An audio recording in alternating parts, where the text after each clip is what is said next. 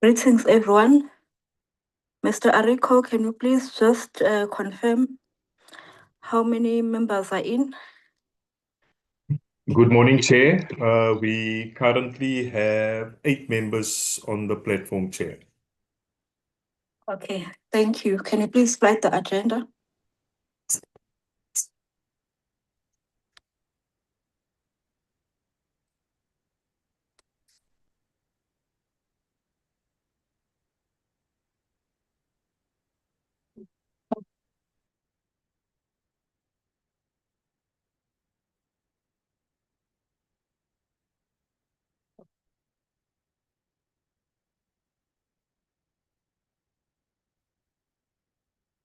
Okay, I think if we have 8, we can start.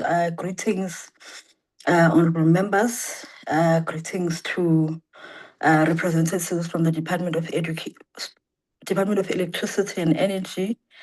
I'm not sure if who we have from the side of the department, if maybe the acting DG is in, and if maybe the deputy minister, because I don't see the minister maybe in, I'm not sure.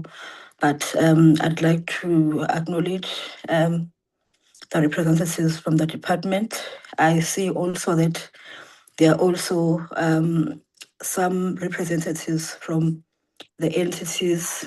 They are greeted as well as all stakeholders that are part of this meeting today. And all participants, as well as on the side of Parliamentary Legal Services.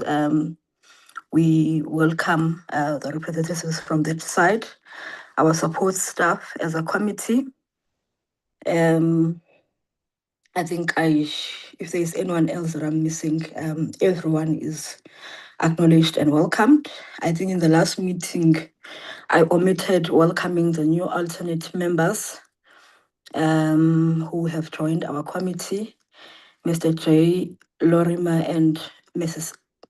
S. Zondi. They are mostly welcomed to this committee. So without any further ado, I do want to still acknowledge and appreciate the work that was done in the last committee meeting, where we consolidated receiving the oral submissions from different stakeholders that had made submissions towards the ongoing gas bill that is before us. And today we're going to receive the response from the department, which is quite a long document. Members of the committee can attest because it has been shared with us prior. But I do also want to say that we want the department to be thorough in response, and we want to make sure that they do have sufficient time to be able to explain each and every aspect of their submission, because this is not a process that you just want to rush through and tick boxes that this is done. But we want to have a thorough response, and so that when we begin to do deliberations, we do them fully understanding that what is it that the department was saying on each submission, so that we get a clear understanding.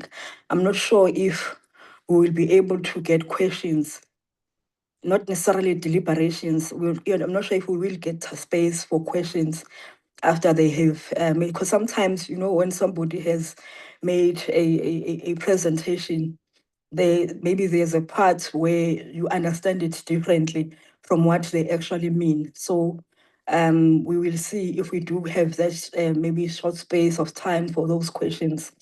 But I do want to assure the committee that we will give ourselves sufficient time to be able to deliberate, and we satisfy ourselves that with the long document that has been submitted, but also as members of this committee, we get sufficient time to be able to actually engage and go through each and every part of it up until we get to that part where we would now be going through line by line as this committee. So we are going to do a thorough job on this.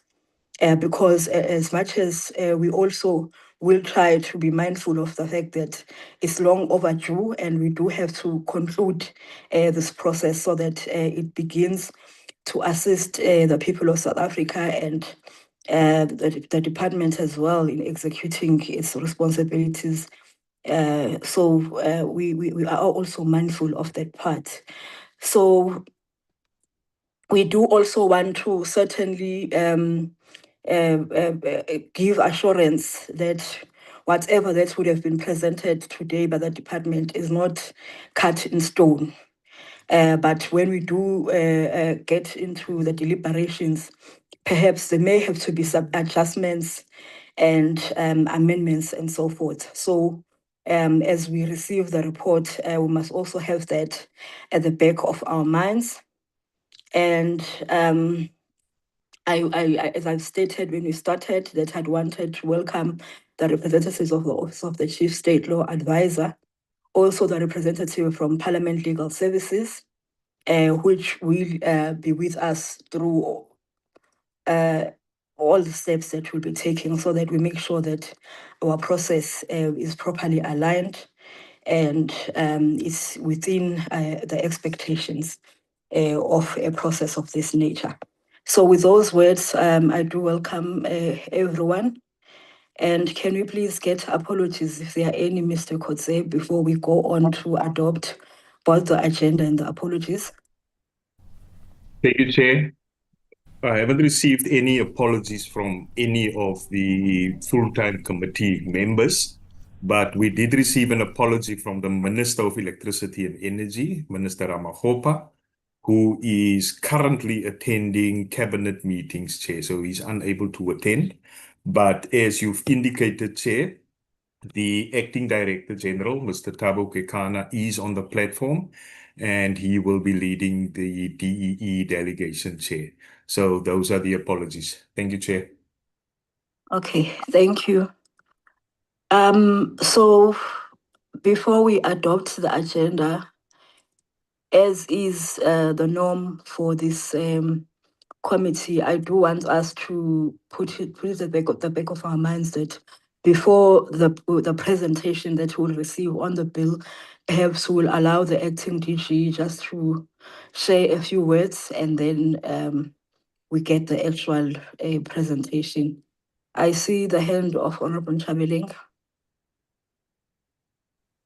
Morning, Chair, morning, members and the executives. Chair, I just wanted to quickly suggest that we deposit a agenda item, I think after the questions and presentation, maybe towards the last, where we can discuss the current issues in the electricity sector. There's a huge debate raging around Eskom's grid assets transfer from Eskom NTCSA to the TSO.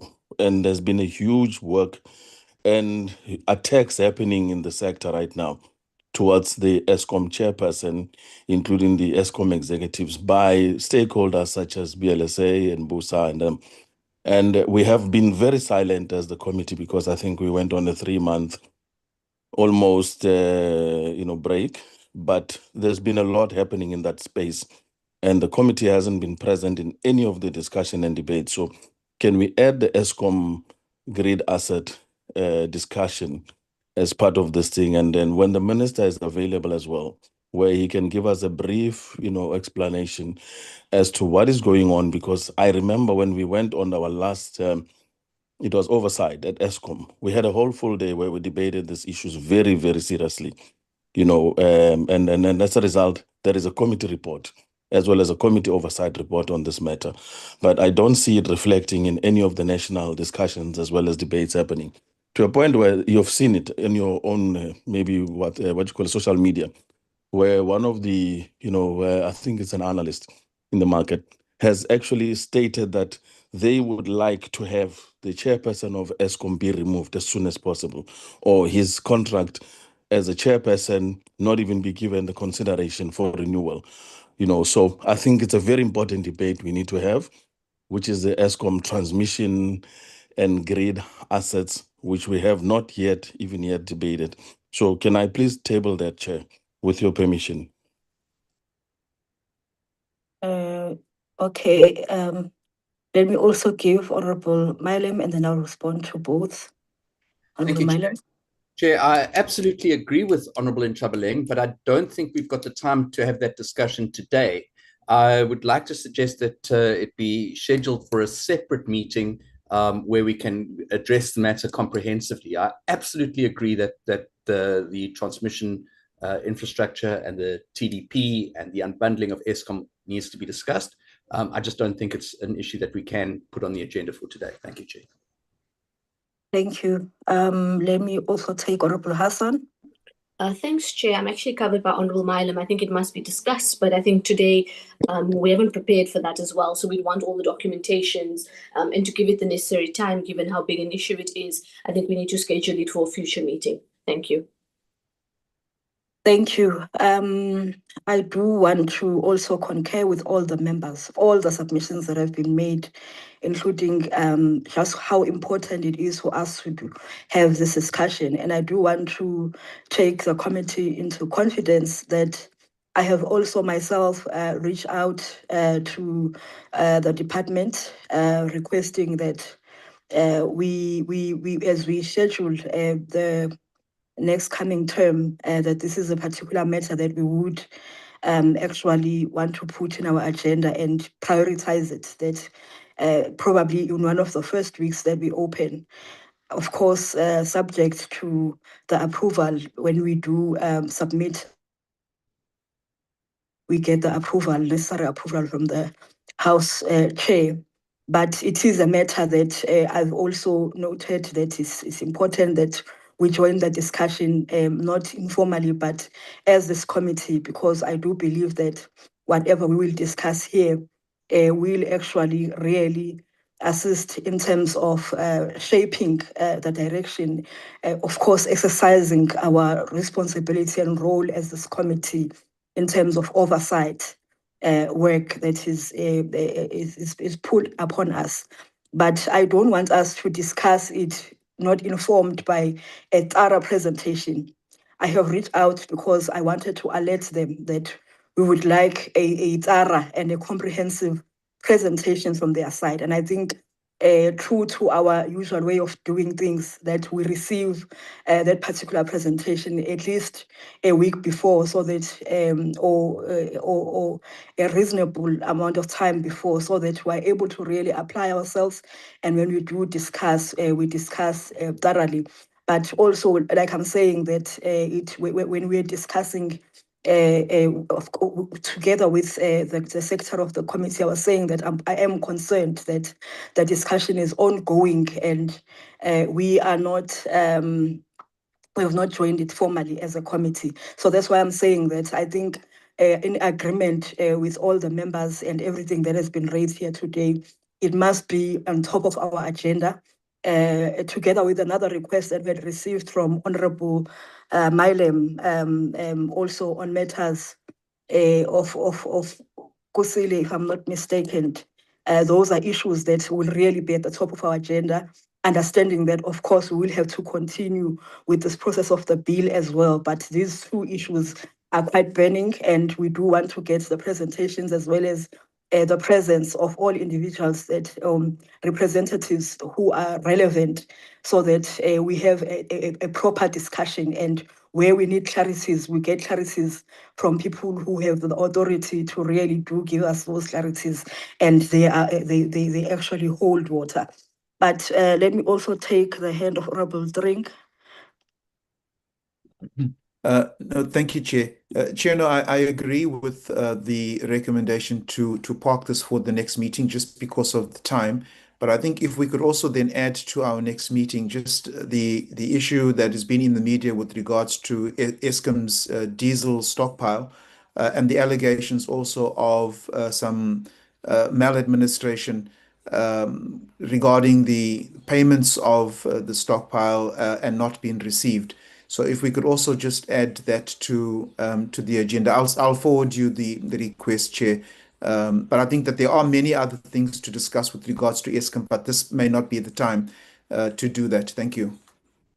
Thank you, Honorable Drink. I believe that Mr. Kodze is noting, and everything that some members have said here are going to be prioritized and accommodated in our next series of meetings. But also this particular process of the bill will also be ongoing. But please do forward as well, Honorable Drink. We are open to that. But even now that we have discussed it here in this committee meeting, it is definitely going to form part. And we will see if we are unable to also just club some of the issues and maybe separate in terms of Recording in progress. who when it's time for other matters, those who may not be touched, we release them. But if they are common individuals who must be or rather representatives of maybe the departments and other entities who are relevant, maybe we see how we can club them so that we maximize on our resources. With that, I see Mr. Kodze had already started editing the agenda. I think with the guidance from the members, and I think the issues are going to be included in our next coming meetings. So with that, I don't know if we can please do edit them out now, Mr. Kodze, and then we please get a mover for the adoption of the agenda so that we can proceed. Honorable Hassan. Thanks very much, Chair. I'm happy to move for the adoption of the agenda. Thank you. Honorable Milam. Chair, I second the adoption. Thank you. With that, we will then allow the acting DG just 5 minutes or less just to give the opening remarks before we get to the actual presentation that we're expecting today. Thank you. Thank you, Chairperson. I hope I'm audible. Yes, you are. Good morning, Chairperson. Thank you. And good morning, honorable members of the committee. Chairperson and the committee members, thank you for affording the department this opportunity to appear before the committee today. I'm not going solo, Chairperson. I'm accompanied by our Chief Director of Policy, Mr. Gifton Tlampo, and of course, the technical team that have worked tirelessly hard to put together this submission. And of course, the team will be available to assist the committee, take questions and answers during this engagement. Chairperson, the department appears before the committee this morning to report back on the public participation processes undertaken on the gas bill, of course, and will also, of course, present the department's responses undertaken on the gas bill. And we will also present the department's written and oral submissions that we have already received and we have processed. Honorable members, the briefing is also a critical milestone in the bill's parliamentary processes. And we are pleased to confirm that the department has now finalized its position on every substantive issues that have been raised by the stakeholders. As the committee will recall, members, the bill seeks to repeal and replace the 2001 Gas Act, which has for some time, one will agree with me that it's no longer fit for purpose. So the current act, it's so narrow, and it mainly focuses on the following. Just highlight a few key points: the transportation of the gas pipeline. It also contains no provisions for offenses and penalties. It lacks adequate environmental protection and rehabilitation measures. It also restricts the oversight and enforcement powers of the regulator. So the proposed bill, committee members, aims to address each of the gaps as I've highlighted, but the most important and factor, which is aligned to our strategic mandate or the department's strategic plan. The bill also support outcome 3 of our strategic plan, which talks to our aim to increase investments in the energy infrastructure, the support for grid expansion, and of course, the promotion of technological innovation. And just to make another point associated with the bill, it also supports our strategic outcome number 4, which talks to the just energy transition. And of course, with the just energy transition, we're trying to respond to our strategy or implement the strategy to promote industrialization, local manufacturing, which aims, of course, to create local job opportunities. Members, you will further recall that Cabinet approved the submission of the gas bill to Parliament in December last year. And of course, after that, we followed extensive consultations in the past, including engagements with NEDLAC, consultations with, of course, the regulator, the Competition Commission, Presidency, the Department of Justice and Constitutional Development, and lastly, various relevant cabinet clusters. As the department, we have briefed this committee, you'll recall earlier this year recently in May, and the committee subsequently published the bill for public comment, and we have since been conducting public hearing during the current month of August. Honorable Chairperson, the committee received 36 written submissions on the bill from a broad cross-section of stakeholders, of which will be presented in detail by the technical team online. Members, we are very pleased to report that the submissions reflect an overwhelming support for the objectives of the bill. Stakeholders were in the main supportive of the repeal and the replacement of the Gas Act, while raising critical proposals, for the committee and the department to consider. In summary, the most prominent, prominent themes that we have seen across the submissions, they relate to things like public consultation processes provided for in the bill, the scope of the minister's decision-making powers, in particular, the gas master plan, ministerial determinations, and the regulatory treatment of the green hydrogen, and lastly, how we treat low carbon gases. Lastly, the department has carefully considered every submission received and has, where appropriate, proposed amendments to strengthen the bill in its current form. It is also worth mentioning, committee members, that where the department does not support a proposal, reasons have been extensively provided. So with that, the team will take the committee through, of course, all these details, and will also invite committee for their inputs and guidance. Honorable Chairperson, we are so encouraged by the depth and the quality of the stakeholders' engagement on this bill, and we remain committed to the regulatory framework for the gas sector that is, of course, investment friendly. With your permission, Chairperson, with these few minutes that I had, I would like to now hand over to our team. Our team, I think we have divided the process into 3. We will start with Ms. Ruzani Tibalo, followed by Robert Pupeli, and our Chief Director will also close the technical discussions. With your permission, Chairperson, may I therefore request our technical lead, Ms. Chibalalo, to proceed with the presentation.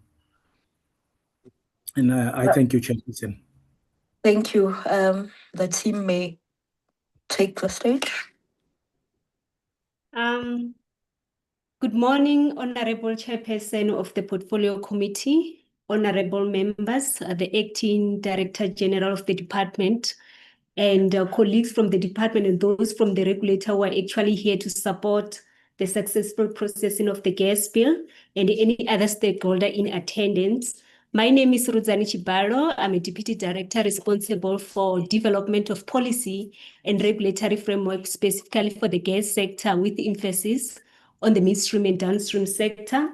And today my responsibility is quite simple, is to actually take you through an overview of the processes in terms of the gas bill before diving deep into a conversation. This includes a historical overview of where we are coming from as the department in terms of the development of this particular piece of legislation that is before you, honorable members. Secondly, to provide you with an introductory part of stakeholders' inputs that have been received and responded to by the department. Just to start off, the gas bill, which is known by then as the gas amendment bill, was initially tabled before Parliament somewhere in 2021 and subsequently withdrawn after being subjected to verbal parliamentary public consultation process throughout 9 provinces. Improvements towards the version of the bill were made after the withdrawal, and the bill was subjected to public consultation process by the department sufficiently in 2024. During this process of enhancing the bill, the department consulted several key stakeholders, such as the energy regulator, which is responsible for actually implementing this bill or the statute, the Competition Commission on multi-jurisdictional matters, the Presidency for Socio-Economic Consideration, NEDLEC, and also OXLA, to seek legal opinions and also guidance.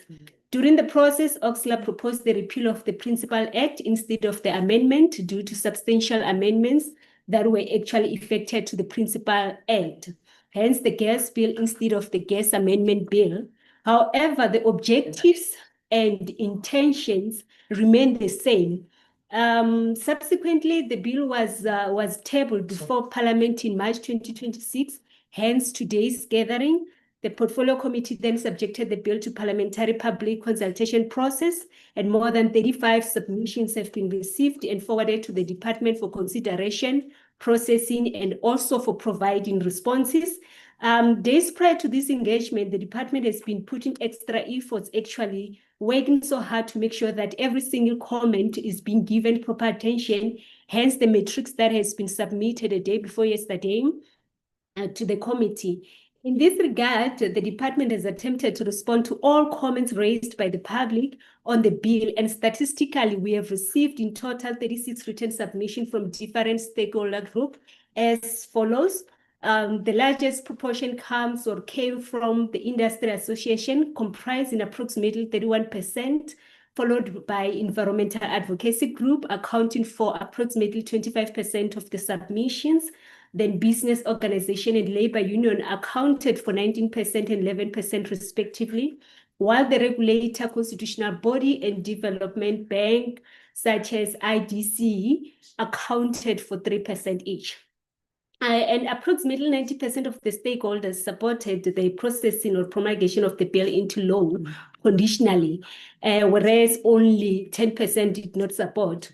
And diving into the overall inputs at a high level, the themes that have been identified in terms of the submissions focus on environmental and climate change issues, mainly for alignment of regulatory framework with the bill. Secondly, the provisions around exclusivity, which is mainly aimed at facilitating and promoting the development of the distribution infrastructure, the powers of the energy regulator to actually regulate the pricing and tariffs in the absence of competition, the inputs around the inspection provisions inserted into the bill, and lack of regulators' decision judicial review procedures, and also concerns around the ministerial determinations, procedures for developing the gas master plan, public consultation processes on licensing and registration regime, ministerial powers, and exemption, and last but not least, the administrative fine proportionality. So, honorable members, in conclusion, this is where I'll stop to allow intense presentation and discussion around the public consultation, inputs and responses by the department. And I'd also like to thank you for giving us this opportunity to appear before the committee. It's really much appreciated, and thank you so much.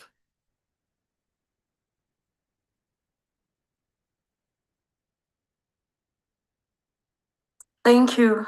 Perhaps the rest of the team can just, as in when the last presenter finishes, they just enter, because the section is for the department at this point. Okay. Thank you, Chair. I'm Robert Pupedi, the Director responsible for gas policy. Good morning, Chair. Good morning, honorable members, the Acting Director General for the department, the officials from the department, officials from the state law advisors, and the representatives of the industry present today. I'm going to take you through what we have done on the bill. We are going to take you through via the metrics that we have prepared. As Ms. Chibarosh is now trying to project, is it visible on your side?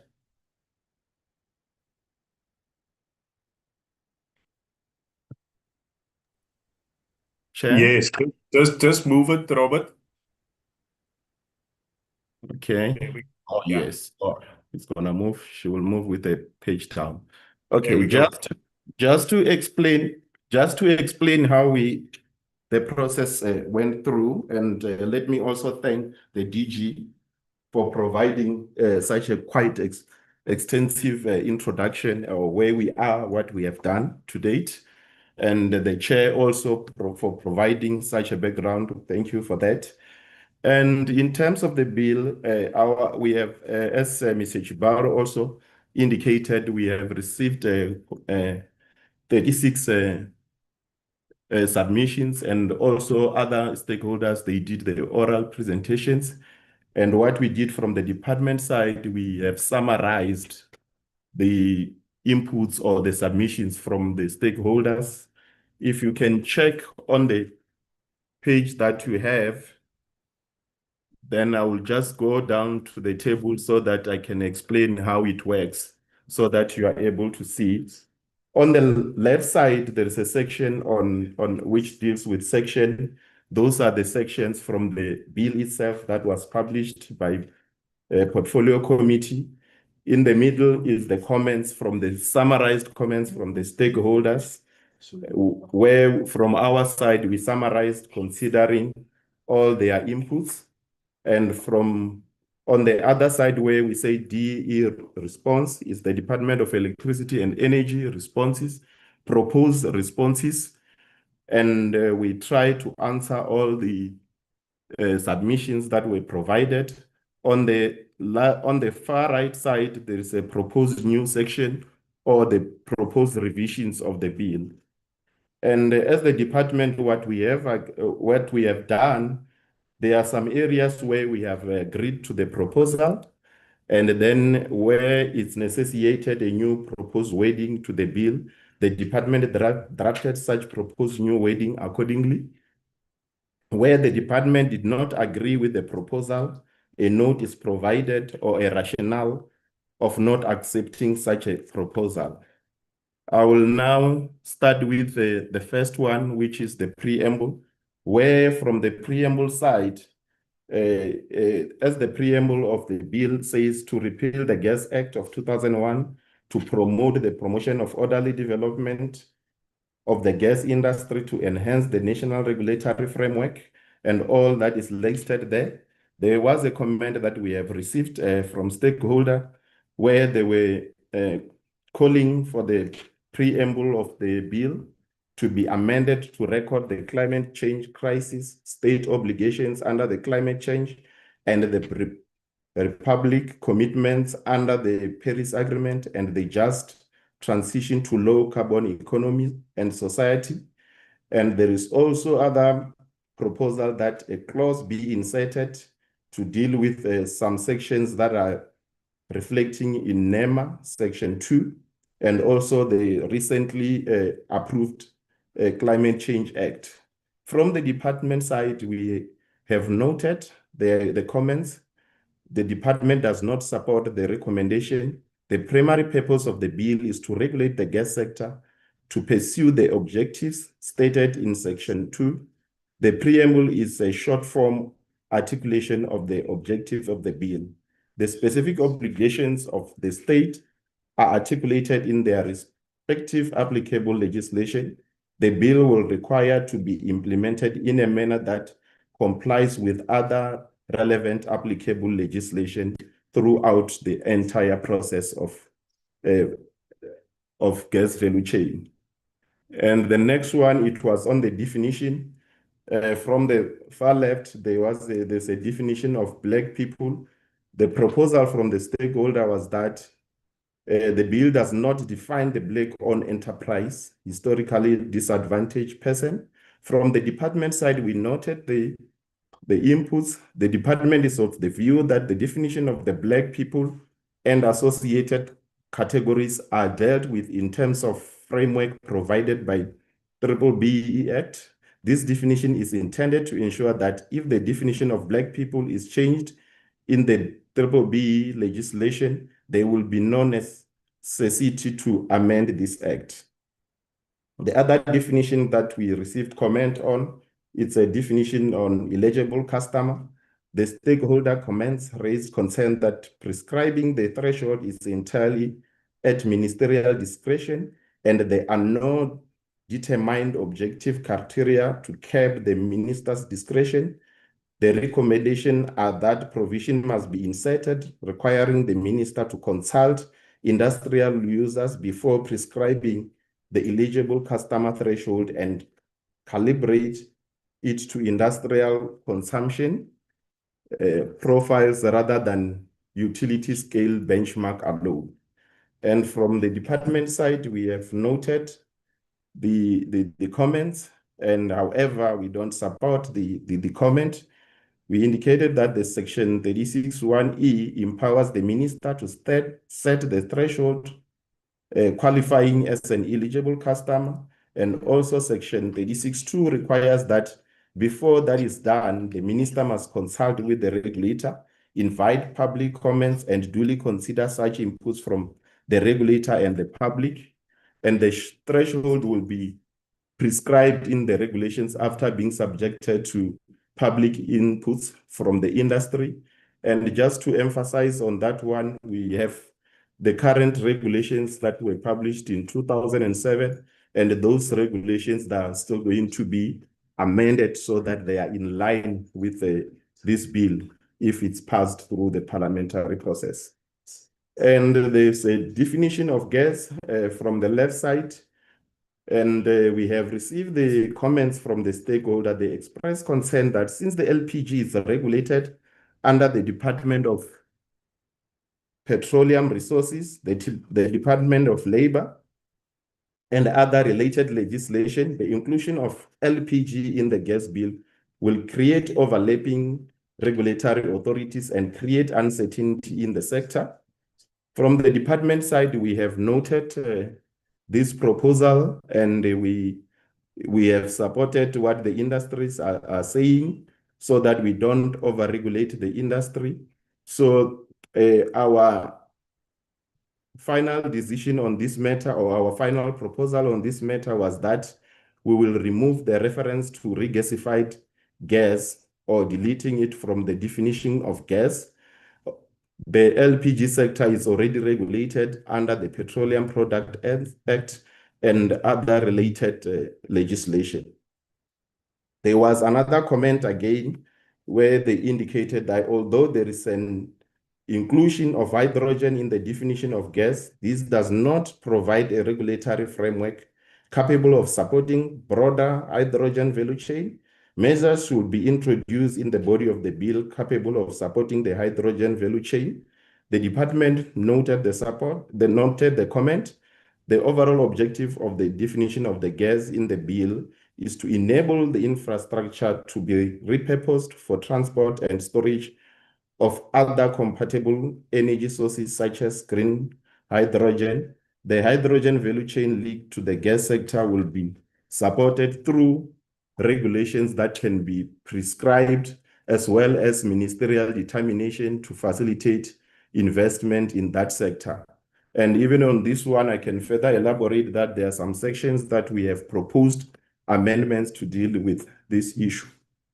There were other comments that notes that there is no definition for person in the bill, and the department noted that the comment and support the recommendation, and we have now inserted this definition back to the bill. And on the definition, and further down, there was a comment on the third-party access. There are comments that the third-party access is very important, right, promoting competition in the gas market, and yet this term is not defined.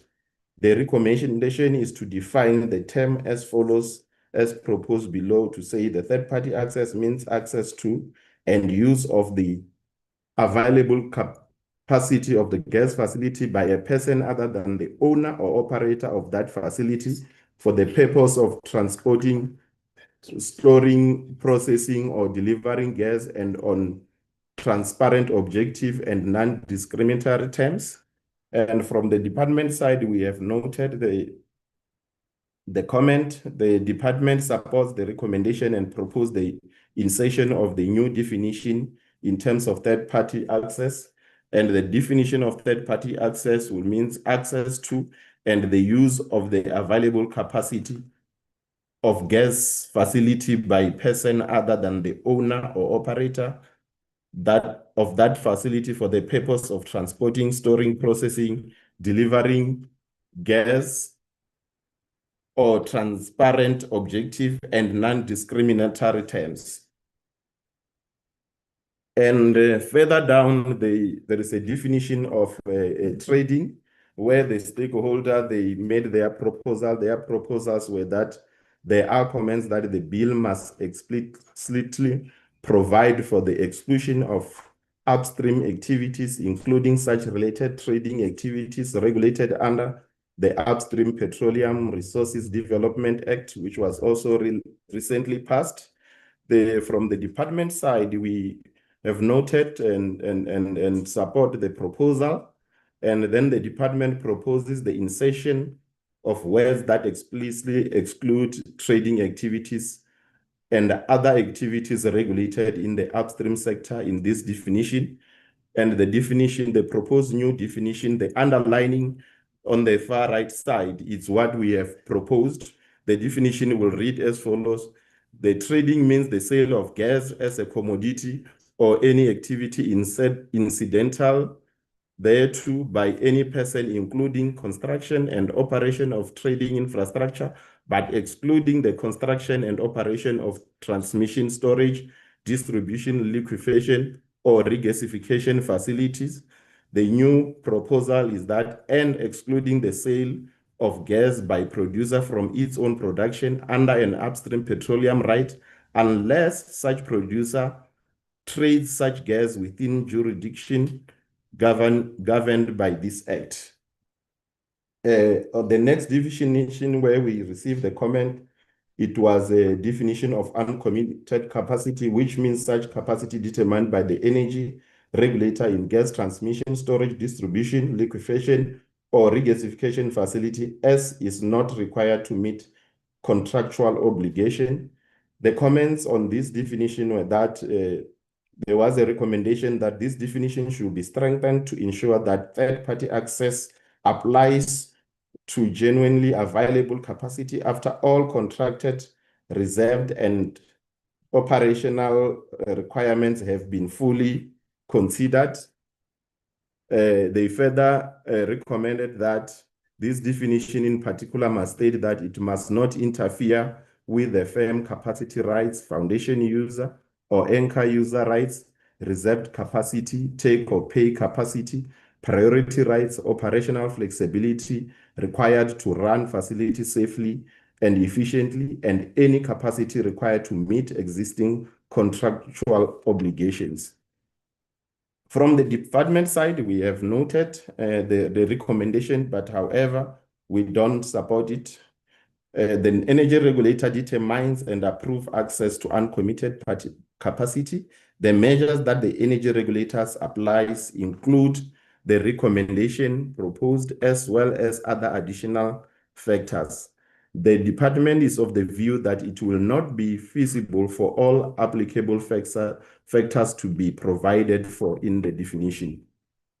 The next part, which is still part of chapter 1, is the objects of the act, where we have the stakeholder, they have commented, and the summary comments from the stakeholder with that they comment and recommended that the bill should not proceed on an unstated and unverified assumption that gas and LNG in particular, LNG, which is liquefied natural gas, is a lower emission fuel. If Parliament proceed with the bill, the objects in clause 2 should be amended require that the development of the gas industry occur in a manner consistent with the national greenhouse gas emission trajectory, sectoral emission target, and carbon budgets under the Climate Change Act.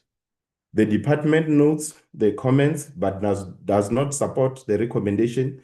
The bill itself contains provisions that enjoins that it should be implemented in compliance with all applicable legislation. This covers the Climate Change Act and NEMA and relevant legislation. The Climate Change Act binds the energy regulator to give effect to its obligation by operation of law. There is therefore no need to express the specific matters in the bill. Down still on the objects of the bill, which is the number H, it says promote company in the gas industry that are owned or controlled by Black people in accordance with the Broad-Based Black Economic Empowerment Act and any other relevant gas sector-specific code requirements as may be applicable from time to time. The stakeholder are of the view that the clause is insufficiently explicit regarding transformation and industrial development. The proposal is that the transformation should be elevated from a policy objective to mandatory consideration in every regulatory decision. The recommendation is that the following additional object of the bill should be inserted, which reads, to promote meaningful participation of Black-owned enterprises throughout the gas value chain and include participation of historical disadvantaged South Africans in ownership, management, financing, operation, and procurement throughout the gas industry. The department notes the comments. The department supports the recommendation and proposes the amendment of subsection H to substitute the word companies in the gas industry that are owned, controlled by Black people, and replace with the words meaningful participation of Black people and Black-owned enterprise throughout the gas value chain and include participation of historically disadvantaged South Africans in ownership, management, financing, operation, and procurement throughout the gas industry to implement the recommendation. The proposed object will read as follows: to promote meaningful participation of Black people and Black-owned enterprises throughout the gas value chain and include participation of historically disadvantaged South Africans in ownership, management, financing, operation, and procurement throughout the gas industry in accordance with the Broad-Based Black Economic Empowerment Act of 2003 and any other relevant gas sector specific codes requirements as may be applicable from time to time. And we further received the comments from the stakeholder where the comments are that clause 2H should not make racial ownership the statutory destination. The present formulation may generate perverse incentives. The legislation should reward substance and upwards mobility, not a single transaction form of the recycling of established beneficiaries. The stakeholder recommends that we replace clause 2H with the wording as follows: promote inclusive and effective economic participation in the gas industry by persons and communities disadvantaged by past and continuing socio-economic exclusion with a particular regard to income, education, geography, disability, unemployment, enterprise size, and access to capital through skills development, employment, entrepreneurship, productive ownership, employee and community participation, and access to finance consistently with the Constitution and applicable national legislation. There are other views that hold the clause is insufficiently explicit regarding transformation and industrial development. The proposal is that transformation should be elevated from a policy objective to a mandatory consideration in every regulatory decision. The recommendation is that the following additional object of the bill should be inserted to promote meaningful participation of a Black-owned enterprise throughout the gas value chain and inclusive participation of historically disadvantaged South Africans in ownership, management, financing, operation, and procurement throughout the gas industry. The department notes the comments and recommendations, but does not support them. The department is of the view that the BBBE legislation should remain the primary guiding instrument for addressing redress issues. The measures proposed to be implemented during the development of the Gas Master Plan, Section 27, are aimed at further putting action in place to promote the previously disadvantaged people. The measures contained in the proposed recommended definition are measures that will have to be addressed during the development of the Gas Master Plan.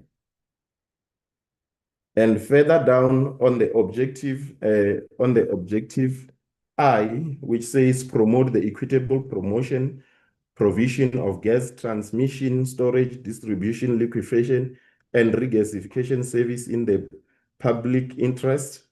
From the stakeholder side, there were comments that there is a single commitment that is of the view that this provision is meaningless and should be deleted. From the department side, we noted the comment, and however, we do not support it. This provision is the same provision that was there in the previously or on the current Gas Act of 2001, which is under the objects of the Act 2E, and the original drafter equity should be applied in this provision. On the provision L, to promote access to gas in affordable and safe manner, the department proposes to include the new subsection N and therefore proposes the deletion of the word "and." These are just the legislative drafting principle where we are not changing the object, we are just moving the "and" because of addition of other sections below. Since the department proposed to include new subsection N and propose the deletion of the word "and" at the end of this subsection, the proposal is to remove the full stop and include the word "and" at the end of the subsection M. And there was also the views from the stakeholder. The views were that whilst the object of the bill are to promote investment, energy, security, and transformation, the objects insufficiently recognizes the developmental role of the gas sector in creating employment and supporting industrialization and localization. There is a recommendation to amend Section 2 of the bill to expressly include the promotion of decent work, localization, industrialization, skills development, community development, and just energy transition as objective of the Act. There is also a recommendation that the following objects should be added to promote gas-based industrialization, manufacturing, beneficiation, and downstream value addition, to promote localization, local procurement, and domestic manufacturing of goods and services utilized in the sector, to facilitate the growth and sustainability of Black industry operating within the gas economy, and to promote skills development, technical training, research, innovation, and technical transfer in the industry. On the first one, the department notes the comment. The department support the recommendation to include the promotion of localization, industrialization, and community development as the object of the bill. In this regard, the department proposed the insertion of subsection N and O. And the subsection N reads as follows: promote localization, industrialization, and community development. Subsection O, promote local manufacturing, beneficiation, and downstream value addition, local procurement, domestic industry manufacturing of goods and services utilized in the gas sector. On the issue where there was a recommendation to expressly include the promotion of the decent work. The departments note that the skills development is covered under subsection J. The department is of the view that the concept of just energy transition should not be included in the bill. This is this concept that may be susceptible to change, and measures relating therefore may be implemented without hard wiring the concept into the bill. The inclusion of the concept of decent work is also not supported. The regulation of decent work-related issues falls under the ambit of the Labor Department, and it may be difficult for the energy regulator to enforce this aspect without duplicating the role of the Department of Law. And now I will move to Chapter 2, which deals with the energy regulator, the functions of the energy regulator. From our side, we propose from the department side to insert a new subsection under this section. The department therefore proposed the renumbering of this new section because of some of the sections that are being proposed further down. And from the stakeholder side, there is a proposal that the regulator's role should extend beyond technical and economic regulation to include monitoring developmental outcomes.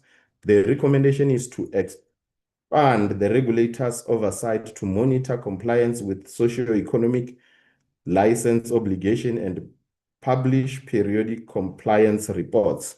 The department notes the comments. The department is of the view that the improvements proposed to be made under Section 18(2)(b) cover a wide range of socio-economic related issues which may be prescribed by minister and monitored and implemented by the energy regulator. The energy regulator has the legal obligation by operation of law to exercise oversight functions to monitor compliance with license conditions. The department is of the view that there is therefore no need herein to expand the scope of the functions of the energy regulator.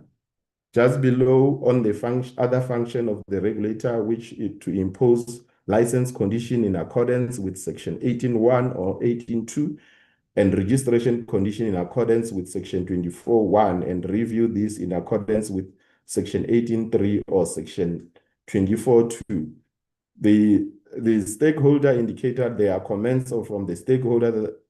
The comments are that this regulatory function provides an opportunity to ensure gas developments contribute to national development. The view is that socio-economic obligation, local procurement, employment creation, skills development, occupational health and safety, employment equity, stakeholder engagement should form part of every gas license.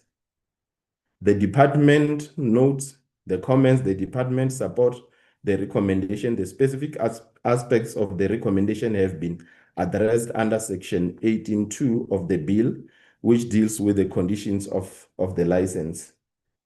On another one, on the function of the regulator, which is to regulate third-party access to gas facilities, there were inputs from the stakeholder. They comment that and recommend that the bill should insert a dedicated third-party access section covering all essential gas facility with published capacity data, objectives, refusal grounds, use it or lose it rules, binding timelines, and an enforceable NERSA access code. From the department side, we note the comment, and the department, however, does not support the recommendation. The department notes that the criteria proposed to be covered in the body of the bill relates to the factors that are currently being employed by the energy regulator through the secondary instrument regulating third-party access, which is the regulations that are still going to be amended. Further, Section 31H and 37H prescribe the principle of third-party access, including the form and manner current for third-party access request. And the Section 36, which is the regulation, and the Section 37, which are the rules by the energy regulator. Yeah, just to get a sip of water. On the subsection S, which requires the regulator to make rules in accordance with section 37, then the department proposed the insertion of a new subsection T and therefore proposed to amend this subsection to remove the words "and" at the end of therefore. This is just a legislative principle. Once you add another section, then you have to renumbering or remove the wording that are not necessary on the other part. And on this one, there was a proposal from the stakeholder to strengthen the provision related to financial sustainability of the energy regulator through charging fees for license application for the sustainability of the energy regulator. The department supports the principle to ensure that the energy regulator is financially sustainable. The department proposes the insertion of a new subsection T enabling provision under the function of the regulator to enable the energy regulator to charge fees for processing application for licenses and registration, as well as to charge annual license and registration fee to ensure financial sustainability of the energy regulator. Then subsection T will read as follows: recommend, charge, and recover application fees for licenses and registrations and annual license and registration fee. And under T, as one of the functions of the regulator, which says exercise any power or perform any duty conferred or impose it under this act or any other applicable law, with the proposed insert from the department side, with the proposed insertion of the new subsection T, the department proposed that the then subsection T be renumbered as subsection U. They renumber this subsection from T to U. This also this is part of the legislative drafting principles. From the stakeholder side, we also received more comments on this.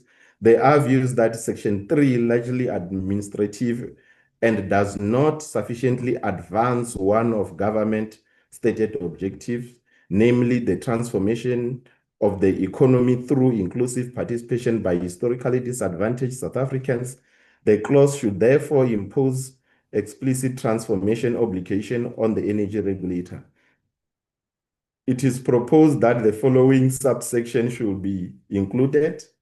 In considering application for license, the energy regulator must take into account government transformation objectives, including broad-based Black economic empowerment, localization, employment creation, supplier development, enterprise development, skills transfer, and meaningful participation of Black-owned enterprise throughout the gas value chain. The department notes the comments. The department supports the proposal. The department proposes the insertion of a new subsection 2 to implement the proposal. The subsection will read as follows: in considering application for licenses and registration, the energy regulator must take into account government transformation objectives, including broad-based Black economic empowerment, localization, employment creation, supplier development, enterprise development, skills transfer, and meaningful participation of Black people and Black-owned enterprises throughout the gas value chain. The other chapter, the other section in the same chapter is the regulation of tariff and maximum prices, where the regulator must regulate tariffs and where there is inadequate competition, maximum prices that may be charged by the licensee. There were inputs from the stakeholder. There are comments that recommend this with regards to Section 4 price regulation architecture and Section 36 and 37 methodology, which deal with methodology regulations and rule powers respectively, that a methodology should be predictable, systematic, and evidence-based. The view is that the energy regulator must consider whether its application in the individual case mimics a competitive outcome, protects efficient investment, avoids irrational prices. There are further comments that require NERSA to publish complete reason and assumption for every tariff decision. The department notes the department notes that when the energy regulator developed the methodology, it should consult the public, and during such public consultation, the energy regulator proposes the methodology, criteria, gets probed, and scrutinized. It is at this stage that public inputs and recommendation of the methodology gets considered by the energy regulator. The department supports the recommendation to have the energy regulator publish the tariff decision and propose the amendment of subsection 2 to include the requirements for the methodology to be published. Section 10.2 of NERA does require that any decision of the energy regulator and the reason therefore must be available to public except information that is protected in the Promotion of Access to Information Act. In terms of the way we propose from the department side, how the section will read, a tariff or maximum price contemplated in subsection 1 must be based on the methodology contemplated in section 37, which deals with rules developed and published by the energy regulator, which must promote all those factors listed there. On this one, subsection 3, which deals with the tariffs of regulated by the energy regulator, we have received comments from the stakeholders where they indicated that we need to align section 4, 3, and 4. They were saying that they are not inconsistent with one another, and separates recover investment for prudent cost, while section 4.4 creates the notion and prudent investment cost and lumps it with operation section 4, subsection 4A. The recommendation is to rephrase 4.4 to reflect the wording for 3. The department notes the recommendations. The department, however, does not support the recommendation. The department is of the view that the distinction provided in the different sections relating to prices and tariffs serves a regulatory purpose that enable the energy regulator to effectively manage these aspects in terms of pricing and maximum prices. And under subsection 4, which is a maximum price regulated by the energy regulator, there are comments that the proposed provision of section 4.4 are currently included in the regulation 4.3 of the piped gas regulation of 2007, and the bill proposed moving this into the Principal Act. The view is that it is not clear why this provision should not remain in the regulation as opposed to being included in the Act. The department notes the comments and is of the view that these provisions are best placed in the principal legislation. And further down, there were comments from the stakeholder indicating that LNG is typically priced by reference to international benchmarks and contractual formulas, and that LNG suppliers do not generally operate on regulated rate of return basis or by reference to the minimum trading margins. And the recommendation are that the bill or regulations made under it must expressly provide that maximum price methodology must recognize those dynamics. The department notes the comments. The department, however, does not support the recommendation that the proposed criteria should be included in the body of the bill. The department supports the inclusion of criteria in the regulations. This approach will ensure that changes that may be required to be made to the criteria can be effected effectively through a shorter process of amending regulations rather than having it to amend the main legislation. Again, on section 5, a licensee may not charge a price in excess of the maximum price determined and approved by energy regulator, taking into account all relevant factors, which may include those factors listed there. There were proposal from the stakeholder. Their comments were that to effect that the subsection 5 of the gas bill links the definition of excessive price to NERSA ex ante maximum price determination rather than ex post actual price charged by the licensee. The view is that this shift the focus of NERSA excessive price oversight away from investigating actual pricing conduct under Section 9, which deals under the investigation by the energy regulator of the bill, and effectively require NERSA to apply excessive pricing consideration when approving maximum prices upfront. And consequently, NERSA maximum price determination become more vulnerable to challenge, despite Section 9 of the bill being intended to address complaints about actual price changes to customers. It is proposed that Section 4.5 of the gas bill be enhanced as follows. 4.5, a licensee may not charge price in excess of the maximum price determined and approved by the energy regulator, or a price that is excessive, taking into account all factors which may include but are not limited to all those listed below on the bill. So the departments note the comments and support the recommendation. The department proposed the insertion of the words or a price that is excessive to the provision of subsection 5.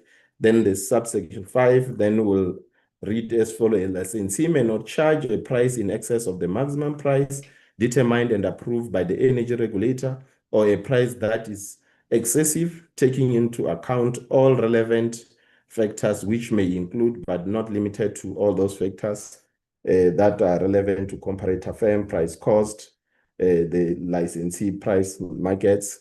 The underlying one is the proposed insertion. And there were further comments from the stakeholder indicating that Section 4.5 inclusion of this level of detail, the Principal Act rather than subordinate legislation, or even in guidelines such as methodology, is an unusual departure from the forms or energy price regulation in the country.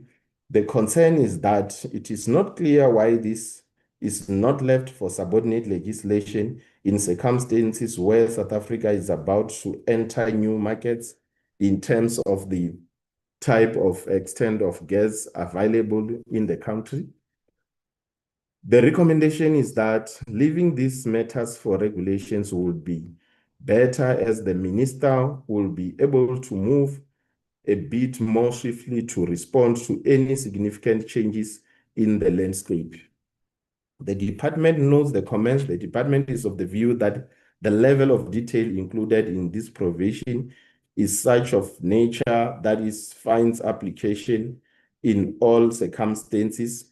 Further, the provision is prefaced that taking into account all relevant factors which may include but not limited to. A secondary instrument may provide for further factors. We further received the comments from stakeholder, which they indicate the comments are that the definition of excessive price and the factors in Section 4.5 overlaps substantially with Section 8.1a of the Competition Act. The view is that dual regulation creates the risk of inconsistent findings and regulatory double jeopardy.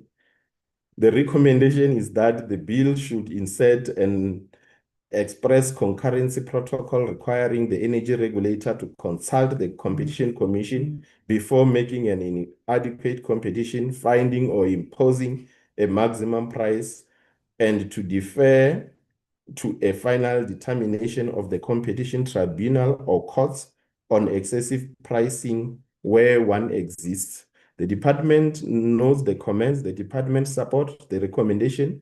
The department proposes the insertion of a new subsection 6 to 8 to ensure that the bill gives legislative effect to concurrency protocol envisaged in Section 3.1a, read with Section 221.1h and 82.1 and 2 of the Competition Act.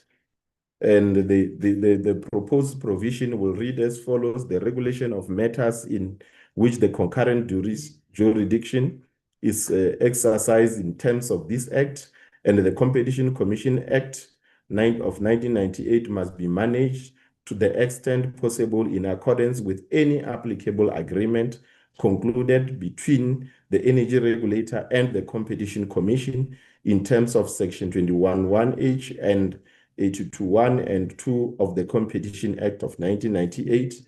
Then 7 will read: an agreement contemplated in subsection 6 between the energy regulator and Competition Commission must be published in the Gazette. 8 will read as follows: notwithstanding the provision subsection 6, the energy regulator and Competition Commission must share information, A, coordinate the investigation and consult before issuing findings or determinations in the matter where there is concurrent jurisdiction, conduct their investigations within a reasonable period of time, taking into consideration the nature, type, and complexity of a matter, and C, avoid issuing conflicting determinations on the same conduct, and where a determination has been made by one, the other must give due weight to that determination in any subsequent proceedings. 8, notwithstanding the provision of subsection 6, any person aggrieved by decision of the energy regulator exercised in terms of this section may appeal to energy regulator against that decision in terms of section 39, which is proposed to be added. Under the appointment of inspectors, on subsection 3, a prescribed identity card must be issued to each person designated as an inspector. And there was a proposal from the stakeholder. The current provision does not indicate what card should contain, especially the area of competence. The prescribed ID card should contain a minimum level of information indicating their area of competence. It is recommended that the subsection should read as follows: 3, a prescribed identity card must be issued to each person designated as an inspector, and such identity card must indicate at the minimum the inspector's identity, designation, area of competence, and authority to perform function in terms of this Act. The department notes the comment and supports the recommendation. The department proposes the insertion of the recommended wording to replace subsection 3. And the underlined one is the proposed subsection, which reads: a prescribed identity card must be issued to each person designated as an inspector, and such identity card must indicate a minimum the inspector's identity, designation, area of competency, and authority to perform functions in terms of this Act. Under 5, which deals with energy regulator may by rule determine qualification criteria for inspector and approve and the comprehensive training program that must be completed by inspector in order to ensure that they are fully equipped in order to perform their functions. There was a proposal that it proposed that the training should include administrative justice, constitutional rights, environmental law, commercial confidentiality, transformation monitoring, and technical gas regulation. The proposal is noted by the department. The proposed training modules will be considered by the energy regulator in its development of the training that may be determined by the rules. Other section which deals with the powers of entry, search, and seizure. About this section deal with the issues of the inspectors. There was a proposal from the stakeholder. The proposal is that the bill should categorize the nature and type of inspectors as part of license condition. Further comments are that the provision must address entry of inspectors to national key points. The department knows the comment but not support it. The department is of view that the determination of types and nature of inspections, as well as the categorization thereof, the access and entry powers, is an operational administrative matter that the energy regulator must define within the ambit of the rules that are to be developed to provide further guidance on this matter to ensure that the bill is given effect to. And where there are no anything on the side, there were no comments received from the stakeholder. Under subsection 6, where the energy regulator may require the accuracy of any information furnished in terms of subsection 1C be verified oath or by way of a declaration as the case may be. There was a comment from the stakeholder. The stakeholder comments express a view that the bill does not have provision enabling person who may be affected by decision of inspector to lodge appeals, and recommended that bill be revised to have appeal mechanism. The department notes the comments and supports the recommendation. The department proposes the insertion of subsection 7 to 10 to introduce an appeal mechanism to provide recourse to person aggrieved by action or decision of inspectors. And the proposed sections will read as follows.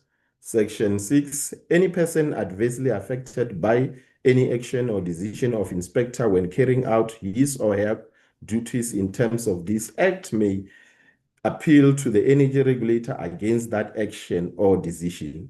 8, an appeal referred to in subsection 7 must be lodged within 30 days from the date on which that decision was made known by the inspector, or such later date as the energy regulator permits, and must set out the grounds for the appeal.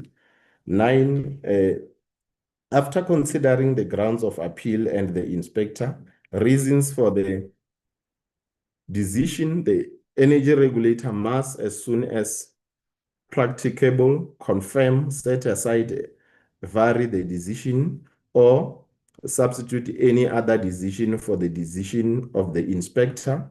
And number 10, any person adversely affected by the inspector of the energy regulator in terms of subsection 9 may appeal to the energy regulator against that decision in terms of section 39. This is the new proposed section by the department that we are referring to. Under the voluntary resolution dispute by energy regulator, under subsection 3, which reads any decision taken by the energy regulator acting as a mediator, arbitrator, or by a mediator or arbitrator contemplated in subsection 2 is binding on the parties to the dispute. The proposal from the stakeholder is that section 8.3 be amended to provide that in the case of mediation and arbitration, the decision taken by NERSA or the appointed mediator or arbitrator will only be binding the parties with their written consent. The department notes the comment, but however, does not support the recommendations. The decision of mediation arbitration are intended to be binding on the parties unless parties who are dissatisfied may take the decision on judicial review. Under the investigation by energy regulator on subsection 2, which reads the energy regulator must conduct investigation into complaint referred to in subsection as listed there in the main bill. There were comments from the stakeholder. There are comments that the bill does not prescribe any time frame within which investigation must be concluded. And the stakeholder recommended that the bill be amended to require energy regulator either to conclude investigation within prescribed period, subject to extension of reasonable grounds with written reasons, or make rules prescribe mandatory investigations timelines, including time frame for acknowledging complaints, completing investigation, and communicating such decision. The department notes the comment, and the department partially supports the recommendations. The department proposes the amendment of subsection 2 by inserting a new requirement for finalization of investigation and inserting new paragraph A, providing for a 30-day period, and paragraph B, providing for mechanism to be followed in the event of concurrent investigation.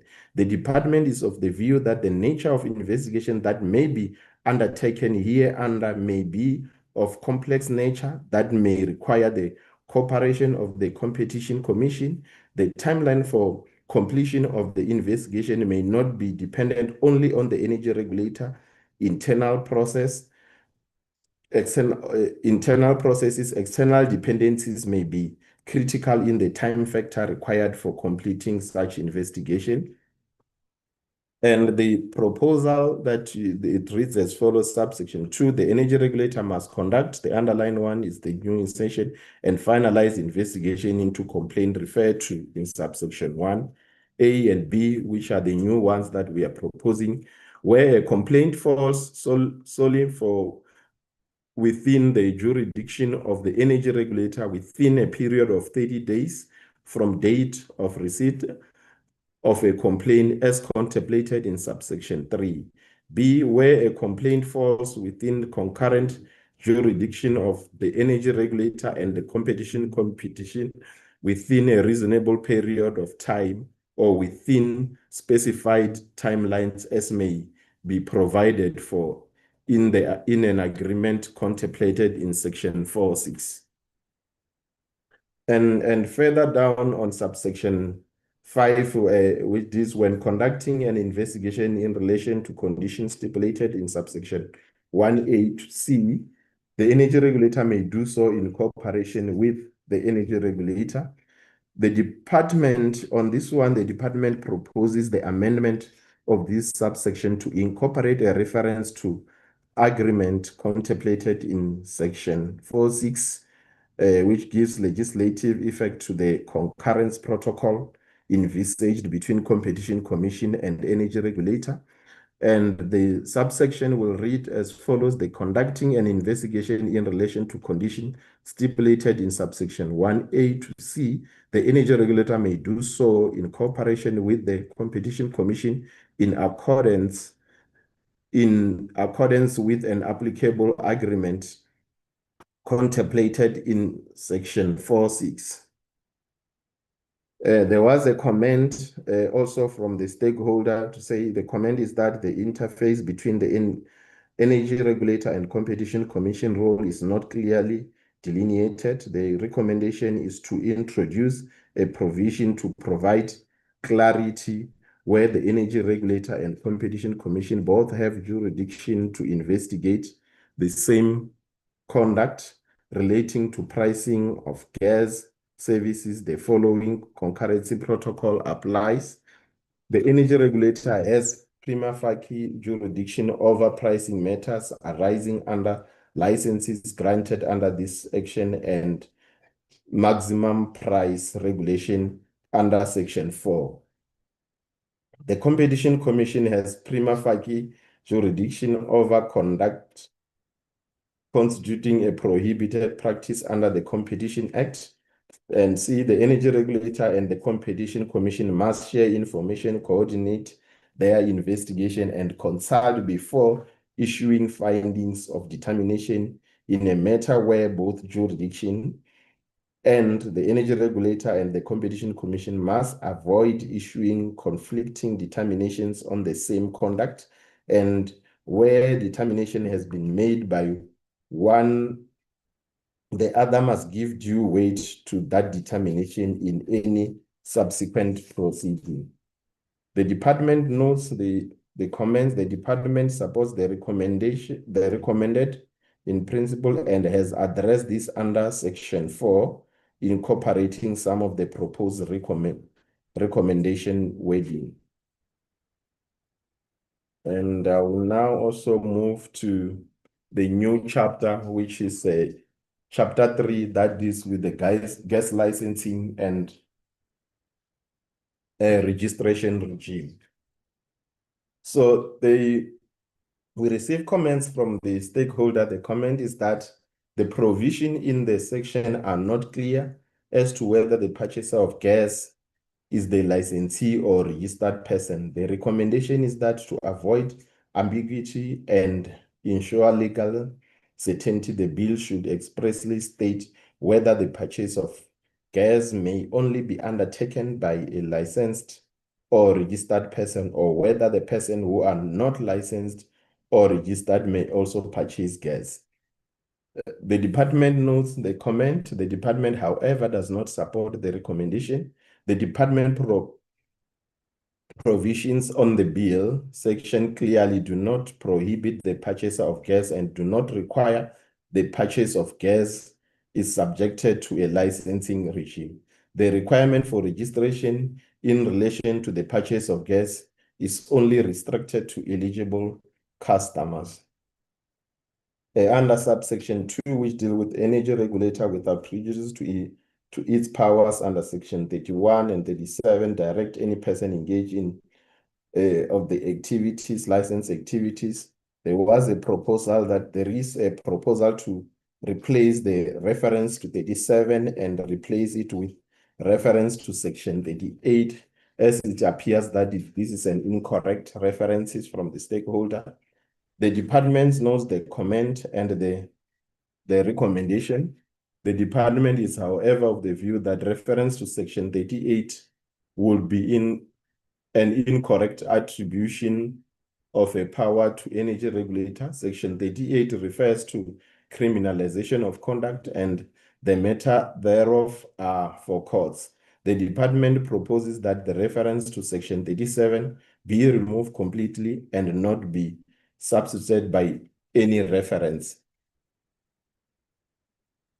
And the just below, notwithstanding on subsection 3, on notwithstanding as a person engaged in an activity referred to in Schedule 1 is not required to apply for or to hold a license to engage in such activity, but a person engaged in activity referred to in section 1 and 2, and that schedule must register the activity as contemplated in section 3. This reads as from the bill itself. The department proposes the insertion of a new subsection 3 to enable the minister to prescribe activities that may no longer require a license.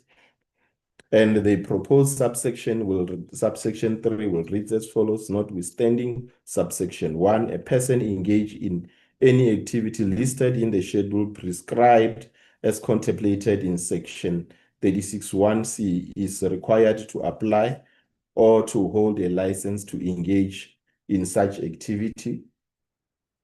And there was also a comment from the stakeholder. They proposed that the minister should be given powers to amend the schedule.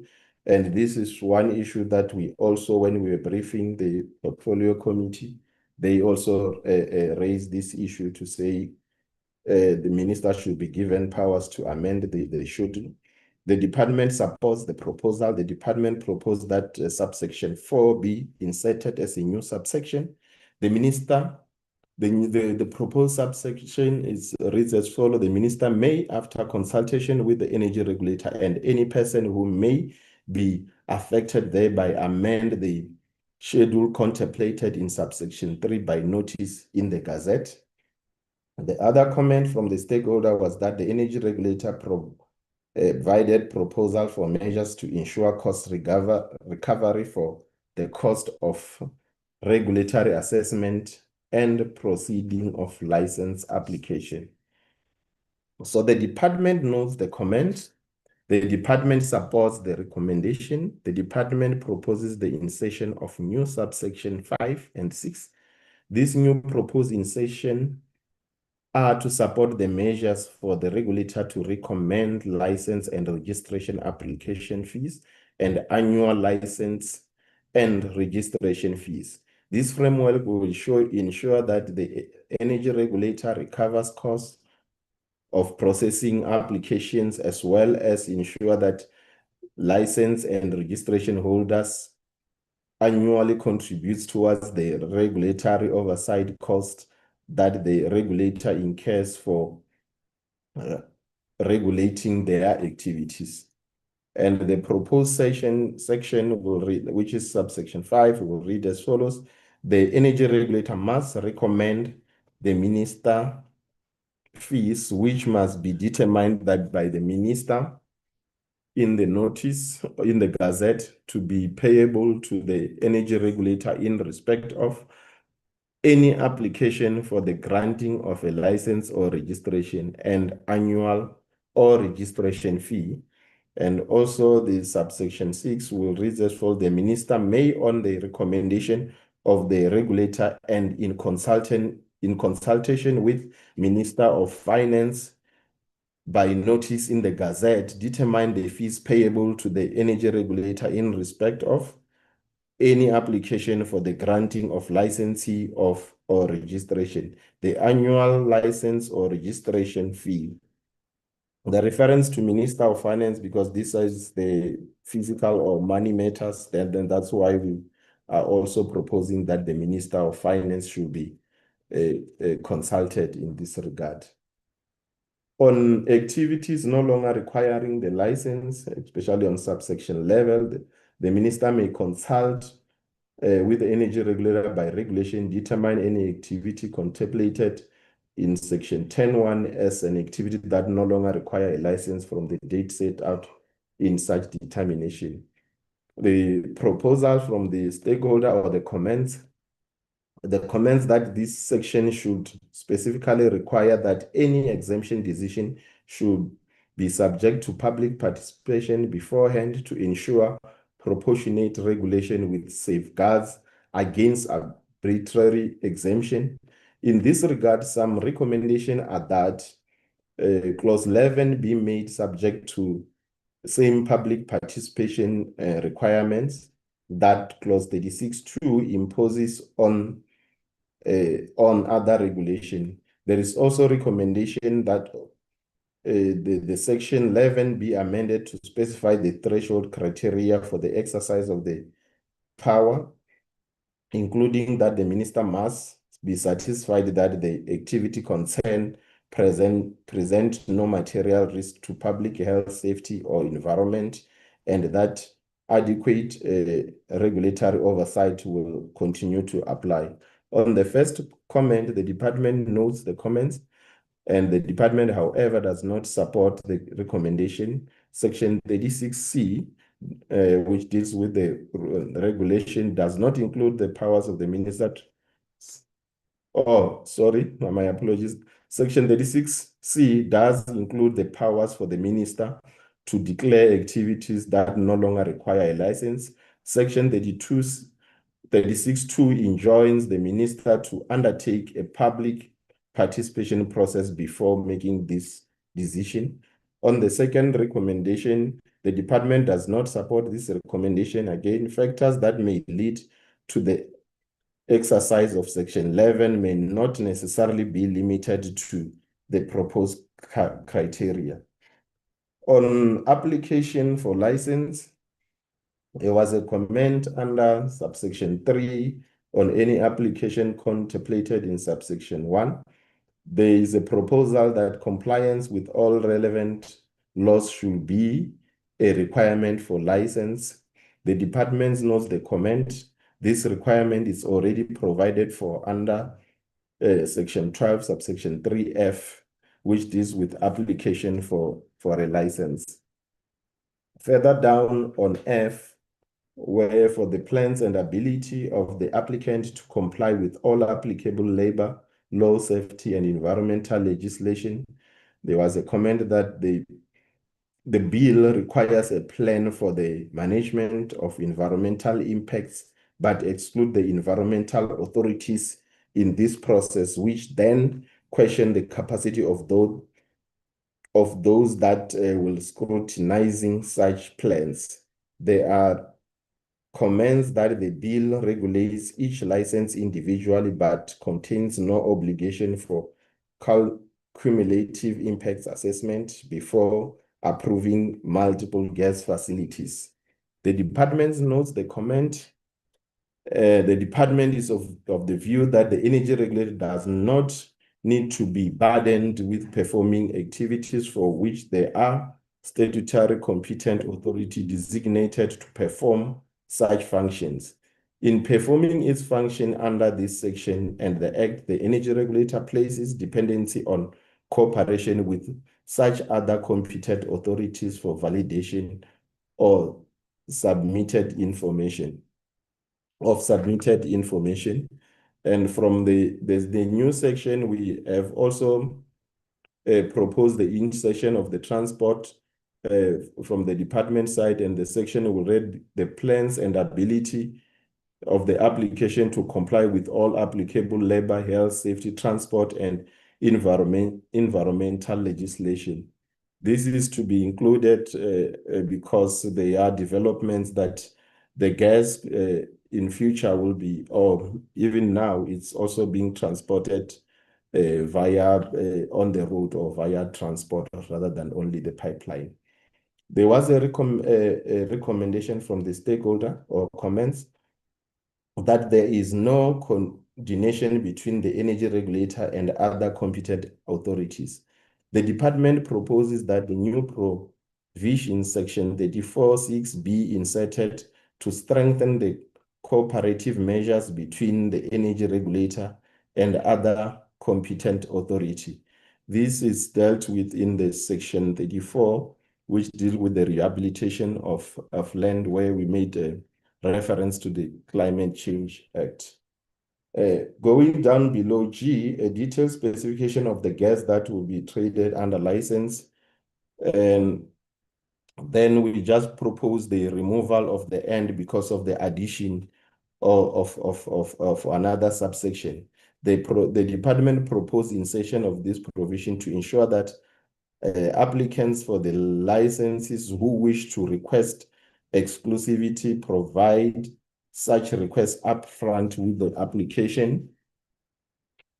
And the proposed provision from the department, a detailed request for exclusive right to construct distribution facility within a particular geographic area to supply gas in a particular area where applicable.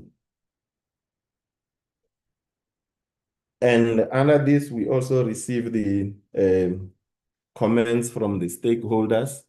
The comments are that although the bill promotes Black empowerment, employment, equity, and community development, it contains no enforceable obligation requiring developers to deliver measurable community benefits, including employment and labor plans.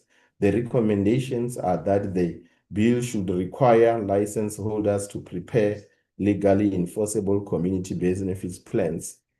The department proposes the insertion of the new section I to enable the energy regulator to incorporate through license condition obligations for license holder to address community benefits plans and employment and labor plans. The new section, the proposed new section from the department I will read as follows: a community benefits plans and employment and labor plans setting out the applicant's commitment on local employment training, apprenticeships, skills development, localization, procurement from local businesses, community development projects. Under subsection H, which deals with such other particulars as may be determined by energy regulator. This is also the legislative drafting principle. The department proposed that the old subsection H be renumbered to J. Under subsection 4, the applicant may, in accordance with the Promotion of Access to Information Act, request confidential treatment of commercial sensitive information in an application, and such subject to concurrence by the energy regulator. Such information may be withheld from publicly available copies of application.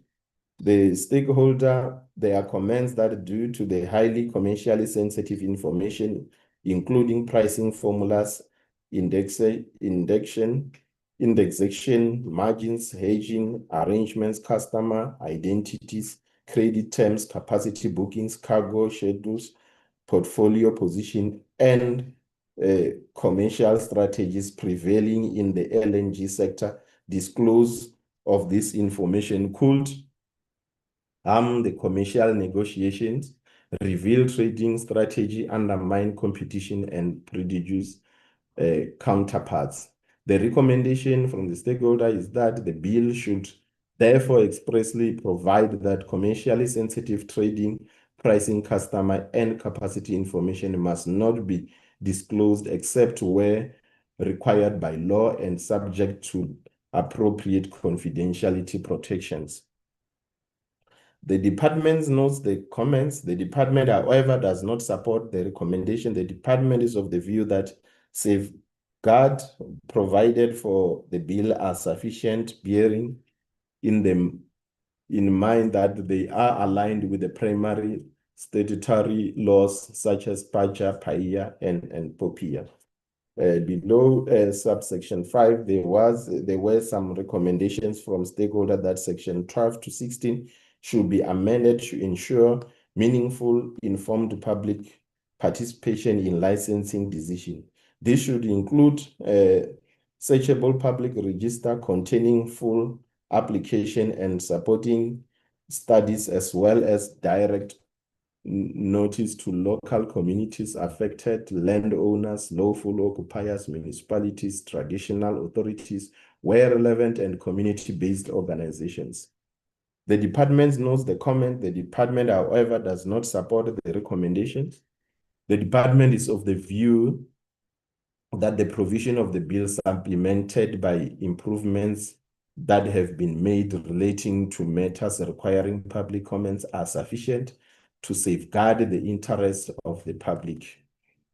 The department proposes the insertion of this provision to ensure that applicants have obligation to pay license application fee when submitting their application. The proposed subsection from the department reads as follows: an application must be accompanied by license application fee as determined in the notice contemplated in section 10.5.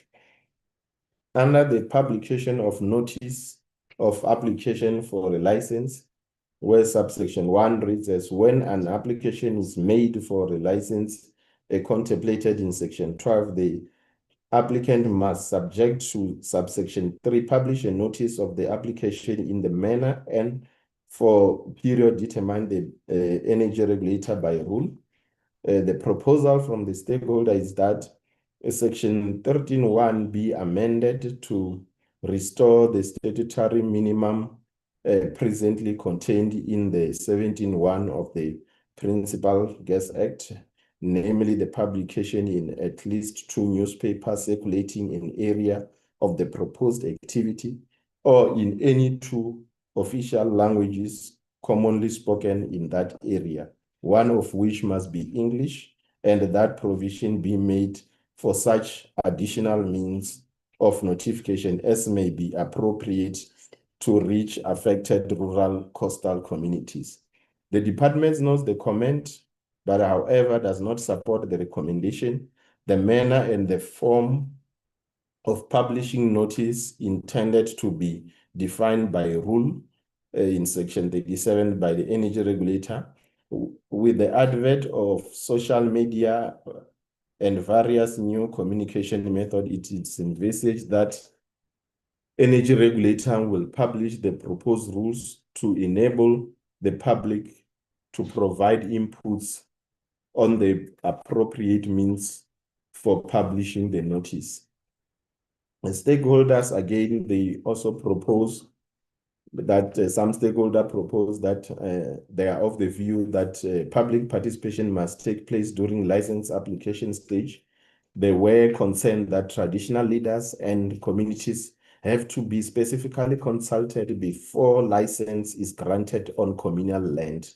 It is recommended that traditional leaders should be consulted before license or permit is granted on communal land. Prior and informed consultation with affected communities must be mandatory, and communities should receive information in local languages before decisions are made.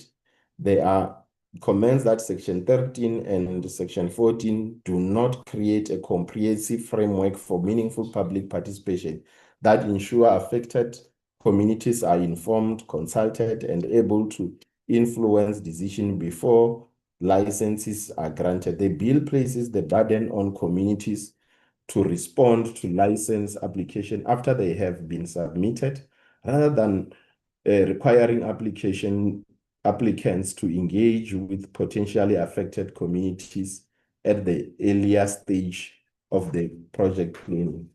The department notes the comments and the recommendations from the department are that the bill envisages that the energy regulator will assess and direct applicants to publish an application in area where an activity will take place to ensure that persons specifically affected by application are targeted.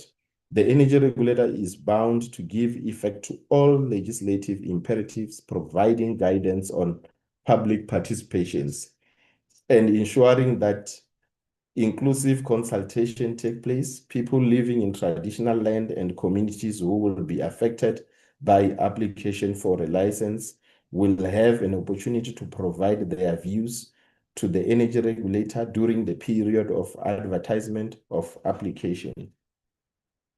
And then going down to the objection to the license application, from the stakeholder side, there are stakeholders who are of the view that the threshold of targeting persons whose rights may be materially and adversely affected is too narrow for a forward-looking licensing process.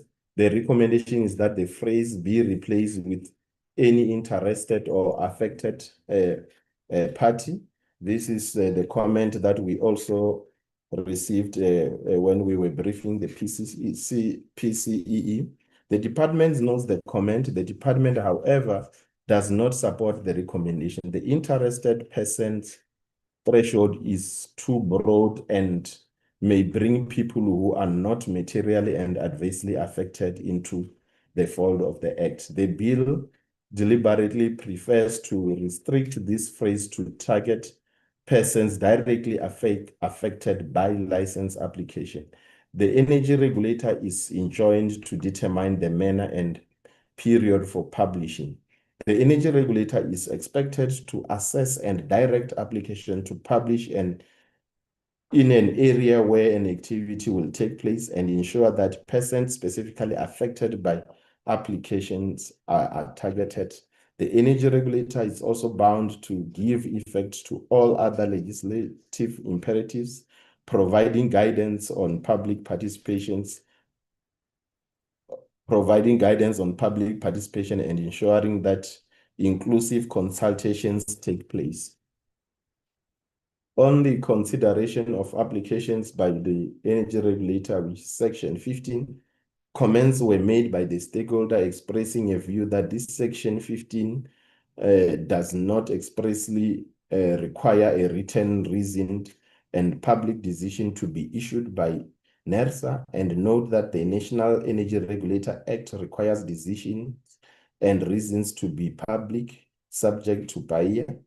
The recommendation is that for a clarity and accessibility, Section 15 should repeat that duty and require the decision to address statutory criteria, material objections, license conditions, and the departure from policy. The department notes the comments and, however, does not support the recommendation. The department is of the view that the provision of the National Energy Regulator Act do not need to be repeated in this bill. The energy regulator applies the provision of the National Energy Regulator Act to all its processes and therefore does undertake all the activities and provide all the information as required by the Energy Regulator Act. Going further down to subsection 3, which deals with the minister may from time to time identify and publish in the Gazette imperatives that must be considered by energy regulator in consideration of license application contemplated in section 10. Stakeholder commented indicated that this provision authorizes the minister to identify and publish imperatives that NERSA must consider when evaluating all license application and does not expressly require prior consultation with NERSA or public. The term is undefined, and the bill does not say whether the imperative is policy guidance, a minimum condition, decisive criterion, or instruction. The department knows the comment. The department proposes the insertion of the words to ensure that minister consult with energy regulator as well as the public before publishing referred to imperatives. The term imperatives is used in its ordinary grammatical meaning, and the department is of the view that it is not necessary to define the term. And the proposed insertions are there on the far right on subsection 3, which you read. The minister The minister may, from time to time, after consultation with energy regulator, identify and publish in the Gazette imperatives that must be considered by energy regulator in consideration of all licenses application contemplated in section 10 after public consultation. The underlined are the proposed insertions by the department.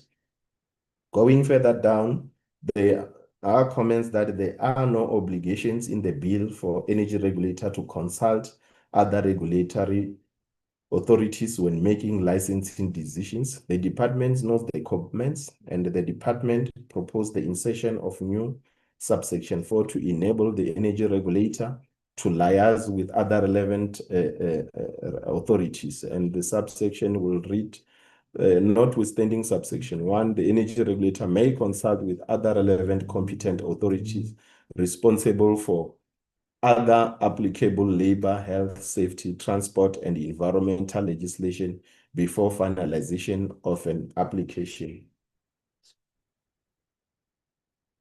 On finalization of a license under subsection 3, then the energy regulator must grant or refuse license application. There is a recommendation that section 16 be amended to restore the obligation presently contained in section 19.3 of Gas Act, namely that the energy regulator provide a copy of its decision together with factors of which it was based, and to require that every objector be notified of the outcome and furnish with the reasons.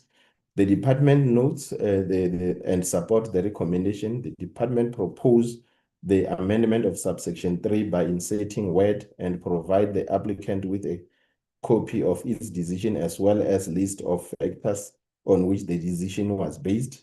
Then the subsection will then, the proposed amendments will read as follows. The energy regulator must grant or refuse the license application and provide the application with a copy of its decision as well as a list of factors of which the decision was based. The underlines are the proposed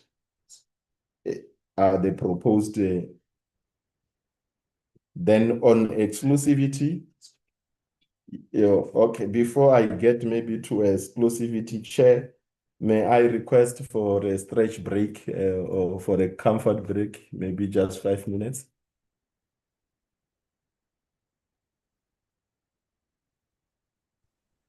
Honorable. Yes, I think we can. I would recommend that we don't log out, but we stay on and then maybe take a comfort break of 15 minutes, and then we reconvene at 11:45 to proceed. I don't know if that 15 minutes is sufficient time. Yeah, thanks, Chair. For me, yeah, it's sufficient. Okay.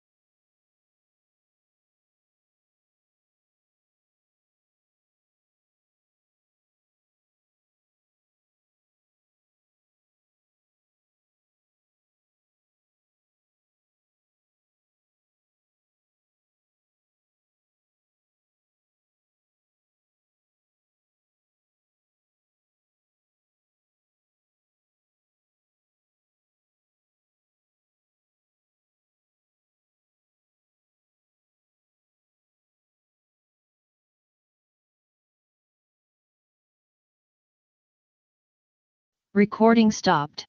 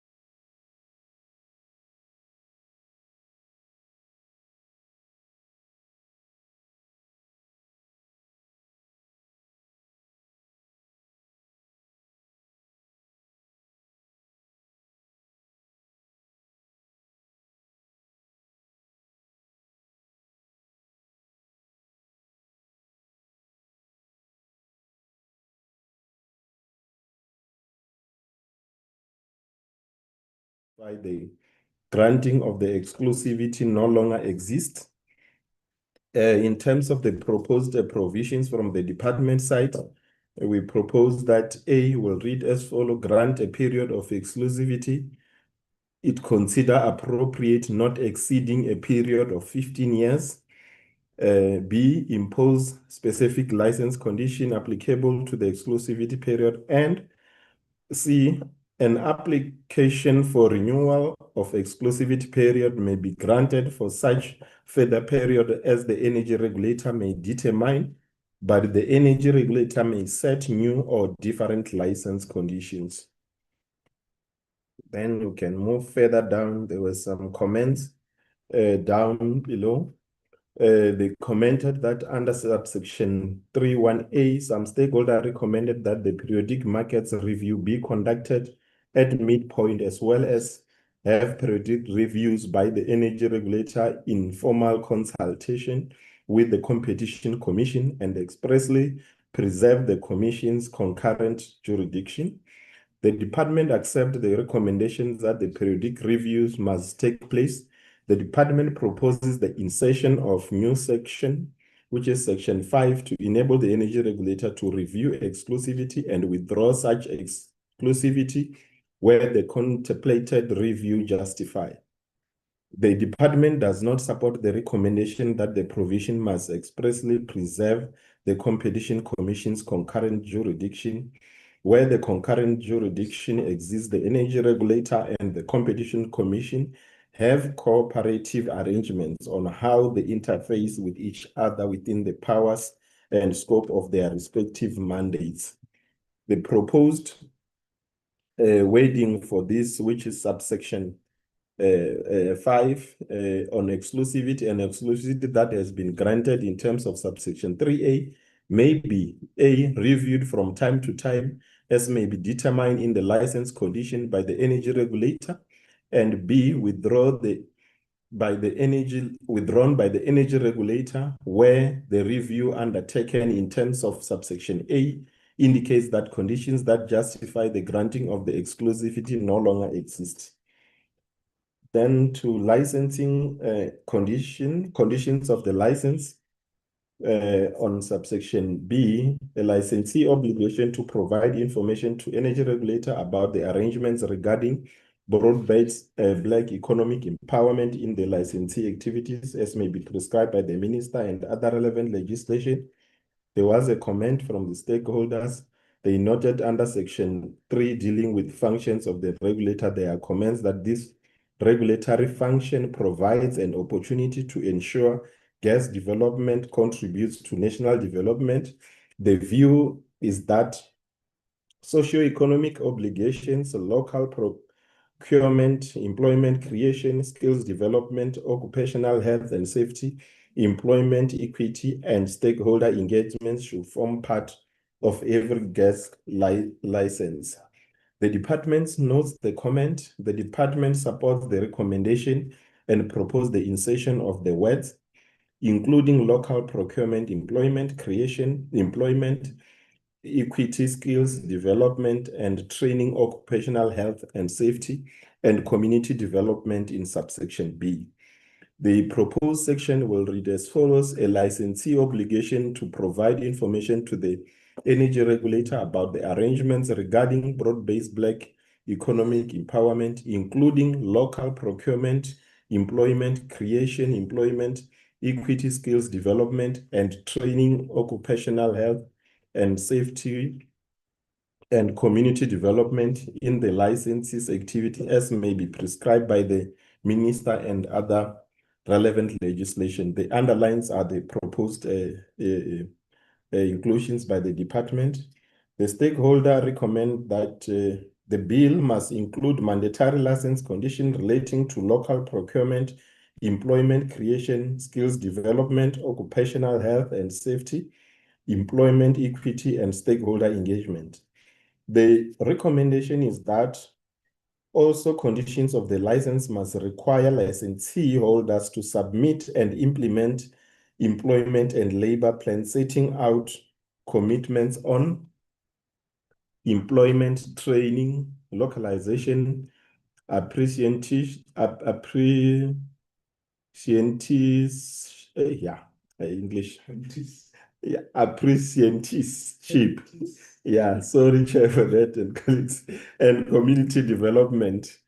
And then the department is of the view that arrangements that a license holder submits in terms of this provision will enable the energy regulator to monitor aspects envisaged in social and labor plans. And on subsection D, the third party must, in the prescribed manner, have access and on commercially reasonable terms to uncommitted capacity in a transition, storage, distribution, liquefaction, or regasification facility and interconnection where appropriate. There are comments that support the principle that third-party access can assist with market development. And they are also concerned, however, that this must not undermine existing contractual arrangements or the bankability of infrastructure. The department notes the comments. When the energy regulator determines third-party access, it does so by giving consideration to contractual arrangements and upholds such access in determining based on what remains after contractual obligations have been factored into. With the proposal to remove third-party provision from section 36(1)H from the minister's regulation making power to energy regulator rule making power, the department proposes amending the subsection by removing word in the prescribed manner and replacing them with the words in a manner determined by energy regulator by rule. The proposed section or the revised section will read as follows. Third party must, in a manner determined by the energy regulator by rule, have access on commercially reasonable terms to uncommitted capacity in gas transmission, storage, distribution, liquefaction, or regasification facility and interconnection where appropriate. And then we move further down to O, which deals with the decommission of gas facilities on termination, abandonment, or lapse of a license, rehabilitation affected land, and funding for decommissioning the rehabilitation cost. The proposal from the department is the department proposes the inclusion of a new section 34(2), introducing an express obligation for a license and registration holder to keep and maintain security for decommissioning of facility and rehabilitation of land.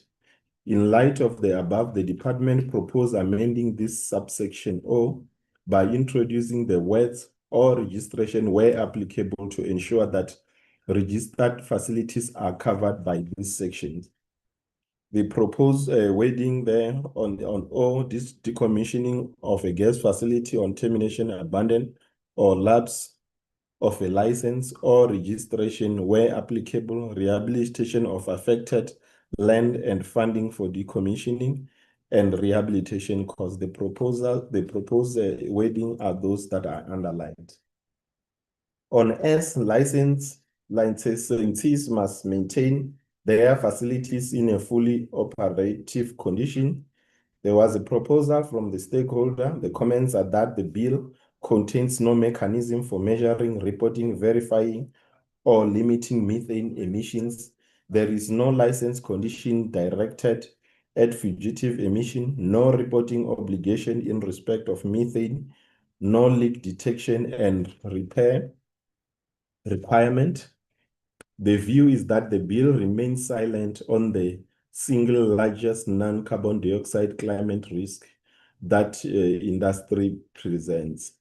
The recommendation is that section 18(1) should be amended to include with the framework of license condition mandatory measurements, reporting and verification of greenhouse gas emission, including fugitive and vented methane, and mandatory leak detection and repair in respect of all licensed facilities and activities. The department notes the comments however, does not support the recommendation. The department is of the view that the relevant competent authorities designated by specific legislation to undertake these activities allocating these responsibilities to the energy regulator will create double regulations. On subsection T, all customers in a licensed distribution area except eligible customer and regulator must purchase their gas from distribution company license for that area. There is a comment from stakeholder that made under section 18(1)T that the threshold determining which customer may buy directly by passing the distributor is left entirely to future ministerial regulation with no consultation requirement specified, and recommendations that the bill should require the minister to consult industrial users before prescribing the eligible customer threshold and calibrate it to industrial consumption profile rather than utility scale benchmark alone. The department notes the comments. The department, however, does not support the recommendation. The minister is enjoined under section 36(2), which deals with the regulation to undertake public participation before determining the threshold. Industrial users fall within the category of public and must make their presentation during the public participation processes. On these other ones, there were no comments. Then we can move straight to the term of license and non-transferability. And for which, on this one, the licensee is issued in a license is issued in terms of license to operate a gas facility to provide a gas service or trade in gas is valid for a period determined by the energy regulator and specified in the license, which period shall not exceed 25 years, taking into consideration such factors as may be relevant, including the applicant's request duration of the license and time required to achieve a return on investment. The stakeholder comments are that that this section removes the commercial certainty ensured by the current section 23 of the Gas Act 2001, in that the term of license was guaranteed to be at least 25 years, and that license renewal application was guaranteed to be granted subject to different conditions. Further comments are that under the proposed section 19, licenses have no certainty relating to the term which their licenses will be valid for, and have no guarantee that a renewal application will be granted. The department notes the comments. The Gas Act of 2001 fixes the license validity period to a minimum of 25 years. However, some applicants prefer to apply for a period lesser than 25 years based on their financial and technical abilities. As a result of this prescribed minimum period of a license validity, the energy regulator cannot issue a license to an activity for a lesser period. The bill seeks to provide an alternative scenario intended to enable the regulator to issue a license period for a period that is justified by prevailing supporting information and request from an applicant where shorter periods are requested. The energy regulator determines the granting of a license and associated period based on facts and evidence supporting an application. The bill envisages that an application for renewal of a license must be assessed and granted on merit justified by facts. The renewal is not envisaged to be an automatic guarantee. On subsection 3, which deal with application for renewal, there was a comment that says although the bill provides for renewal of license, it does not include enabling provision empowering the energy regulator. Recording in progress. Oh, sorry. Empowering provision, empowering the energy regulator to determine and prescribe the applicable renewal process, including the procedures to be followed by licensee and the information required to support the renewal. It is proposed that the Section 19.3 be enhanced as follows. 19.3, an application for renewal may be granted for such further period as the energy regulator may determine, but the energy regulator may set new or different license conditions. The form and contents of the application for a license renewal may be similar to the information required in Section 12.3, but the energy regulator may prescribe additional requirements by rule. The department notes the comments. The department, however, does not support the recommendation. The proposed insertions are matters which may be addressed within the enabling provisions contained in Section 19.2. On subsection 4, which deals with a licensee may not assign or transfer its license to another person unless approved by energy regulator upon application. Comments from the stakeholders are as follows. The comments are that absolute non-transferability without prior approval is commercially problematic. Lenders in project-financed gas infrastructure routinely require a step-in rights and ability to transfer the license to a substitute operator upon default. An overly rigid regime will elevate the cost of capital or render projects unbankable. The recommendation from stakeholder is to permit transfer or cessation to a lender or substitute operator approved by the energy regulator with a prescribed short period, subject only to the substitute meeting the original licensing criteria. The department notes the comments. The department, however, does not support the recommendations. Normal license application process is applicable to assign, cede, or transfer a license. This provides the energy regulator with the opportunity to identify regulatory risk, assess whether there will be a need for a new licensing requirements, revocation, or amendments, and to advise the licensee accordingly subsequent to the change occurring, be it restructuring in the license activity.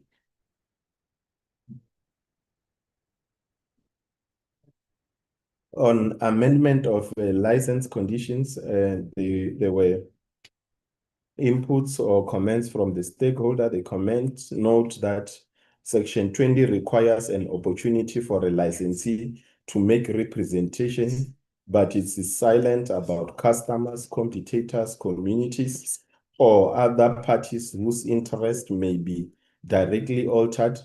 The recommendation is that Section 20 should require public notice and affected participation unless the change is minor, technical, or urgently required to prevent imminent harm. The department notes the comments, however, does not support the recommendation. The department is of the view that the license is issued.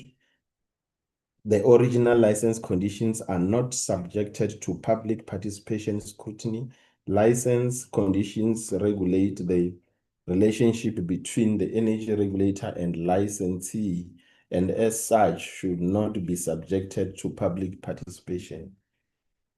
Section on surrender of a license by the licensee, there are comments that it must be a mandatory requirement for a surrender that rehabilitation of land and environment must have taken place. It is proposed that this provision below be inserted, which reads the energy regulator must be provided proof of rehabilitation of land and environment to accept surrender of a license in accordance with Section 34.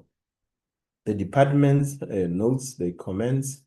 The department does not, however, support the recommendation. The department is of the view that satisfaction of the energy regulator will be achieved through evidence provided to the energy regulator to the effect that rehabilitation requirements have been met. On just below it there is just a minor issue of Part B registration. It's not supposed to be there. It will have to be on registration. And then on revocation, and our apologies for that. On issues of revocation of a license, a licensee may not revoke by energy regulator in terms of subsection 1D until the statutory time periods for launching a judicial review against a compliance notice have passed without such judicial review proceeding having been launched, or if launched, until such judicial review has been struck off the relevant court roll or financially decided. Comments from the stakeholder comment and consent that this provision now enables NERSA to revoke licenses without a court order, and that this unduly concentrates power in NERSA's hands without judiciary oversight. The recommendation is that the provision of the current Gas Act 2001 be retained, alternatively to include a provision that a decision of NERSA to revoke a license will only become binding once it is confirmed by competent court to ensure transparency and judicial oversight. The department knows the comment. The department does not, however, support the recommendation to retain the old provision of the Gas Act. Subsection 2 is intended to remove the inflexibility where energy regulator has no other administrative mechanism for dealing with the revoking licenses except through high court processes. Subsection 2 does not remove a person's right to approach the courts for judicial intervention, but seeks to introduce an administrative mechanism for the energy regulator to manage the process existing non-compliant licenses for the system. The department then proposes to revise the subsection 2 and to read as follows: if a person to whom a compliant notice issued does not comply with the notice with the specified period or time as directed in terms of section 31.3, the energy regulator may revoke the license after number A, giving the person to whom the compliance notice addressed a reasonable opportunity to make representation to the energy regulator regarding why license should not be revoked, and considering any such representation. The other comment was that they commenced and proposed that, on the other hand, that there should be an internal appeal process or other effective remedies before the High Court processes should take place. Then the department supports the recommendations for the bill to have internal appeal processes before the court process takes place. The department proposes replacing subsection 2 with a new subsection 2, which introduce a process to afford an affected licensee an opportunity to make representation to the energy regulator before license is revoked, which is above. And on subsection 3, the department proposes the insertion of subsection 4 provision that is intended to ensure that the energy regulator has recourse to courts should there be circumstances of urgency requiring that a license be revoked, wherein to follow the process in subsection 2 will delay the decision and result in harm that could be prevented if a license is revoked urgently. The department then proposes to the subsection 4, which reads, notwithstanding the subsection 2, the energy regulator may, by way of application on notice or motion, apply to the High Court for an order suspending or revoking a license if there is an urgent ground justifying the suspension of or revocation. Now it's part B, which is a registration, where I said apologies to our mistake, where on the other pages it was showing part B registration. So on registration, then there are comments that which is part B of this part of register of licensing regime. There are comments that it is an unnecessary requirement for registration of purchasing of gas, as this is contrary to those objects of the bill, which mandates efficiency and competition. The recommendation is that the requirement for purchasing gas as an eligible customer in the bill is not necessary and may be contrary to the orderly development of the gas market, especially once availability of gas becomes less constrained through the development of LNG importation and regasification infrastructure. The department notes the comments. The department proposes the insertion of new subsection 1, requiring activities to be listed in a schedule still to be prescribed. The department is of the view that provision will enable the minister to engage the industry to properly be informed of activities that require to be registered and therefore listed in the schedule. The department is of the view that eligible customers require a mechanism to manage their activities. Registration of such also allows collection of information about gas activities undertaken by eligible customers. The proposed wording or the section, it reads as follows: the minister may, after consultation with the energy regulator, prescribe in a schedule any activities as contemplated in section 36(1)(d) of this act as an activity which must on application be registered with the energy regulator. The further comments on this registration part: there is a recommendation that newly regulated categories be afforded a transitional period equivalent to 6 months within which to apply for registration before any enforcement consequences may attach to their failure to do so. The department note the comments. The transition provision has been inserted to protect the existing status quo until a new schedule is prescribed in terms of the new subsection 1. Under subsection 3, the minister, which deals with the issue of the minister, may, after consultation with the regulator, by regulation determine any activity or activity which must be registered with energy regulator. Then the department proposes the insertion of a new subsection 3, to empower the minister to be able to amend schedule contemplated in subsection 1.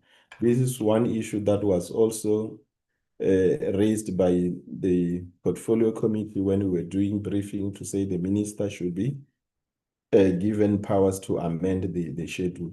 The proposed wording for this is that the minister may, after consultation with the energy regulator and person who may be affected thereby, amend the schedule contemplated in subsection 1 by notice in the Gazette. On registration conditions, there was a comment indicating that the reference to the term "any condition" in this section may, for a smaller registered activities, generate a license like burdens without license process. The proposal is that registration condition should be standard, proportionate to the activity scale and risk. published in advance and confirmed to safety information, technical, environmental, consumer obligation expressly authorized by the Act. The comment is noted from the department side and the proposal is not accepted. The department is of the view that the energy regulator has to consider each application on its own merit and issue appropriate relevant condition. While some condition may be of a generic nature, it is not supported that such generic conditions must be made standard applicable to conditions as proposed. We'll now move to Chapter 4 of the bill, which deal with the issues of the gas master plan, which empower the minister to develop the gas master plan and review and revise it every 5 years.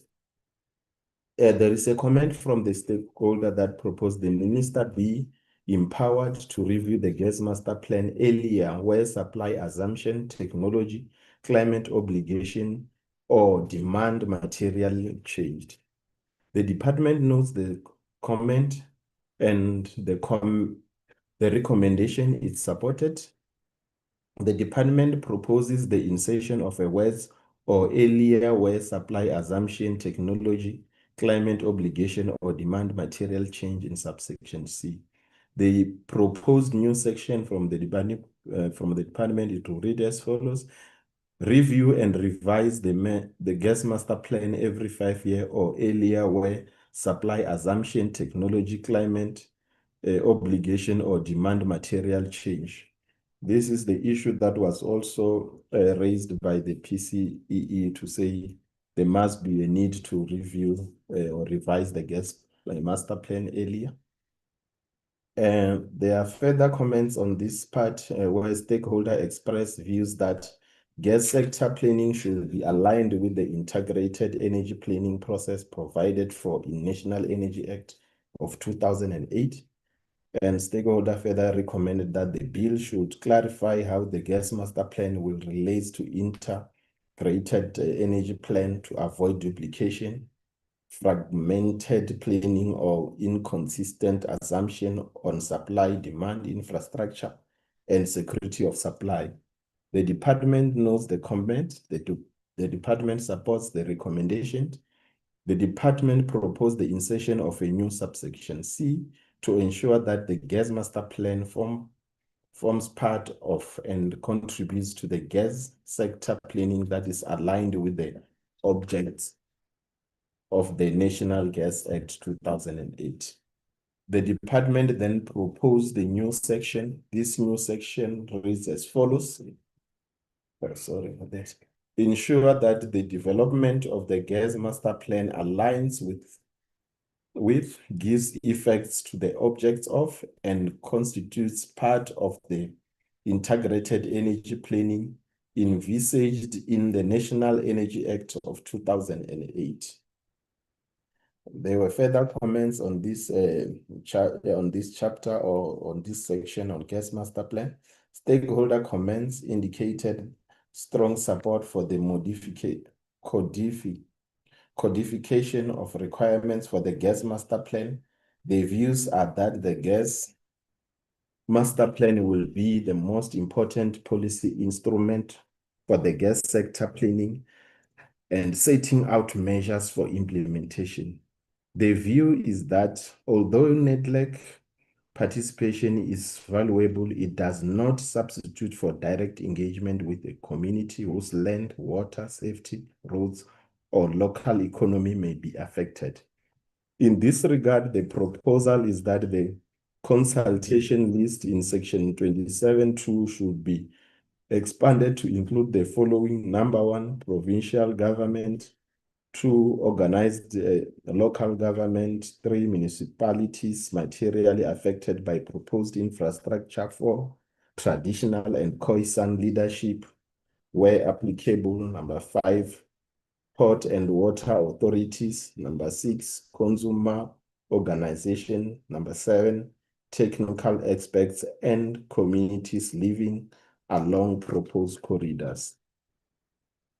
The department knows the comments and the recommendations are supported.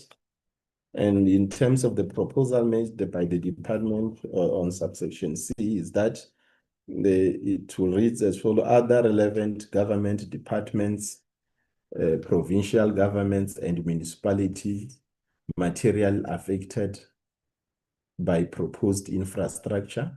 Number E, traditional and Khoisan leaders. Number F, port and water authorities. Number G, communities living along proposed corridors. And H, consumers, organizations, and technical experts.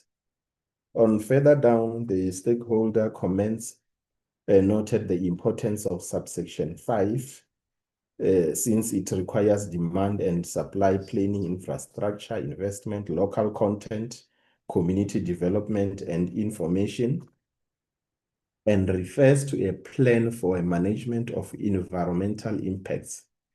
It is recommended that the items provided for in this subsection be expanded to include the following. Number 1, multiple transparent demand scenarios, including a lower demand case, sensitivity to electricity planning, price and exchange rate assumptions, indigenous production, imports, and technology change. Number 2, a least cost and affordability assessment, identifying who ultimately pays for each infrastructure pathways and the consequences of underutilized or stranded assets. Number 3, a life cycle greenhouse gas accounting, including upstream and fugitive methane emission, shipping or transport, processing, operation, decommission, and reasonable foreseeable downstream use.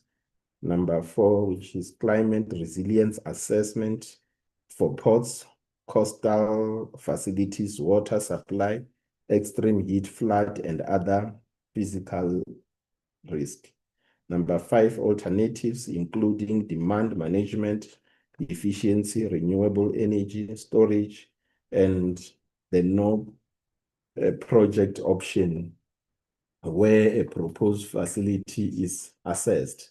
Number 6, they further propose number 6, we say cumulative environment and public health effects across the gas corridors and industrial clusters. Number 7, measurable local skills, suppliers, employment, and community benefit outcomes. Number 8, decommissioning, repurposing the rehabilitation and financial provision. Number 9, alignment with the integrated resource plan, applicable climate infrastructure instruments, provincial framework, integrated development plans, and spatial development framework.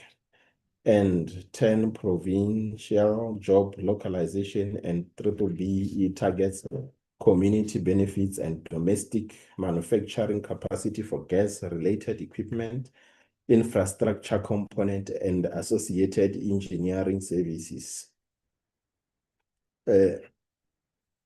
Then number 11, corridors for low carbon and renewable gases, conversion of existing asset storage, ports, and demand supply for those gases.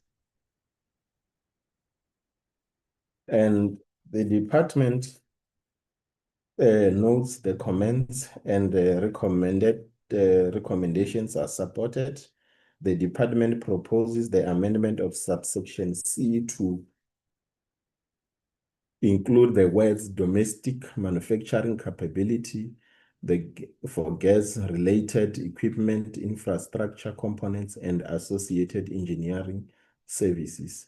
The department further proposes the insertion of new subsection I to U to include additional L, also my apologies, L to U to include additional factors for consideration when the gas master plan is developed. The proposal to include a requirement for alignment, provincial frameworks, integrated development plans, and special development framework is not supported.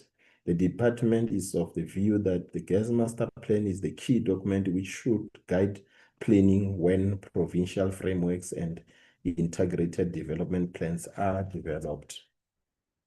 In terms of the proposed sections on this area, a plan from the department side, a plan for the development of the gas infrastructure in Republic, including the development of the new gas infrastructure, the expansion of existing gas infrastructure, domestic manufacturing capability for gas-related equipments, infrastructure component, associated engineering services, and the promotion of gas usage.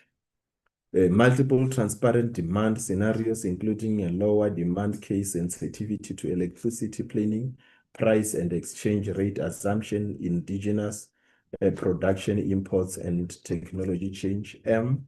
List cost and affordable assessment, identifying who ultimately pays for each infrastructure pathways and the consequences of underutilized of stranded assets.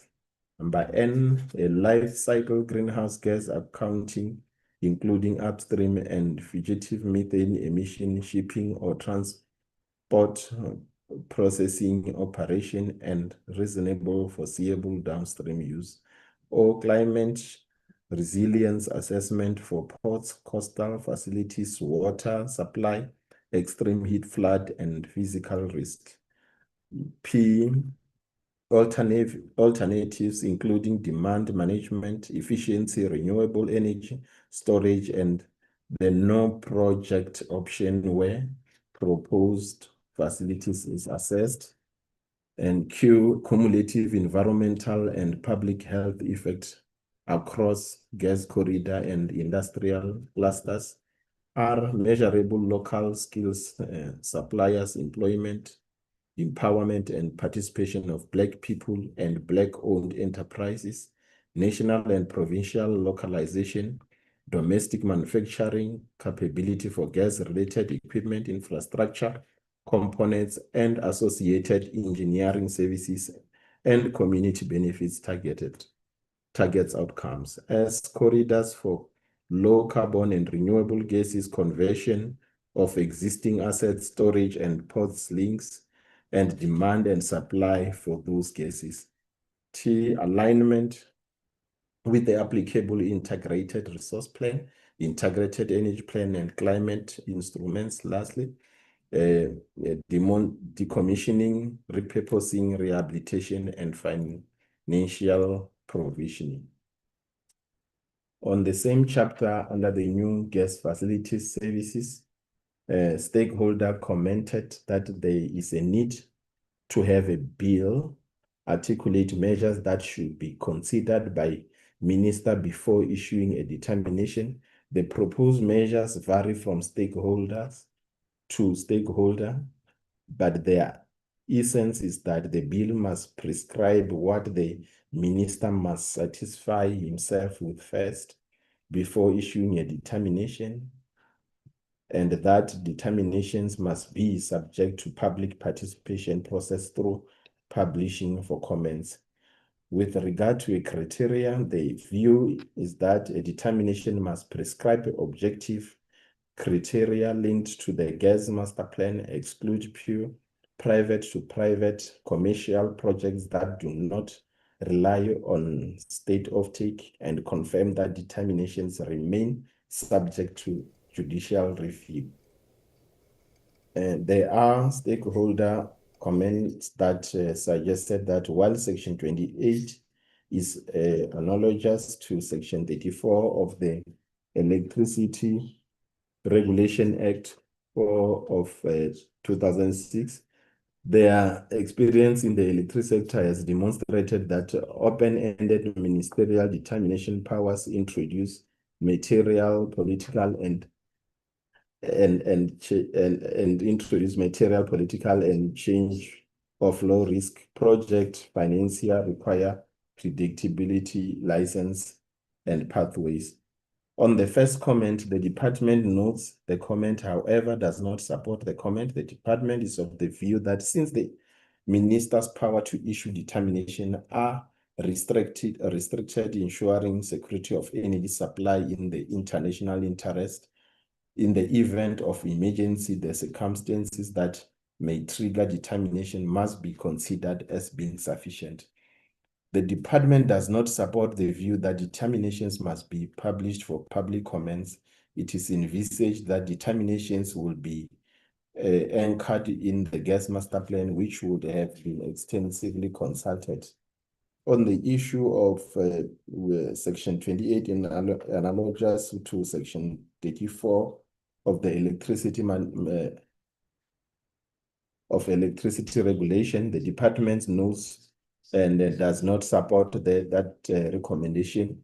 The implementation of Section 34 determination under the Electricity Regulation Act have been proven to be a critical tool that enable private sector participation in the electric sector through the REIPPP programs.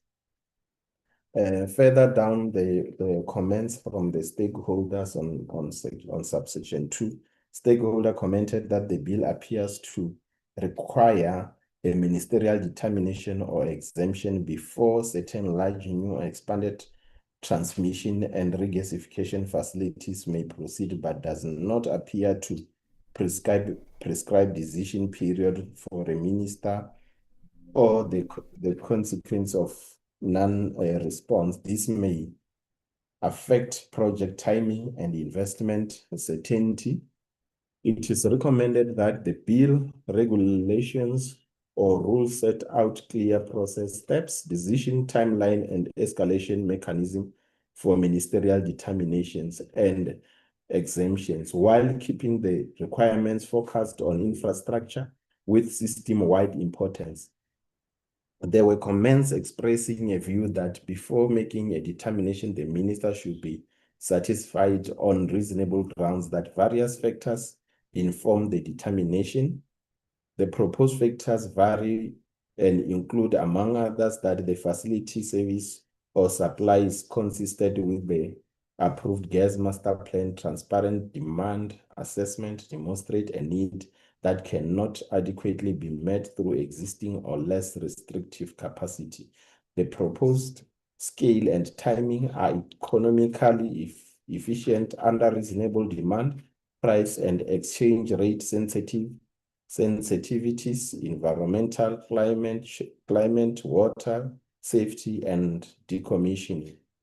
Implications have been considered at the appropriate strategic level without displacing project level approval, competition, third-party access, transformation, affordability, and security of supply effects have been assessed.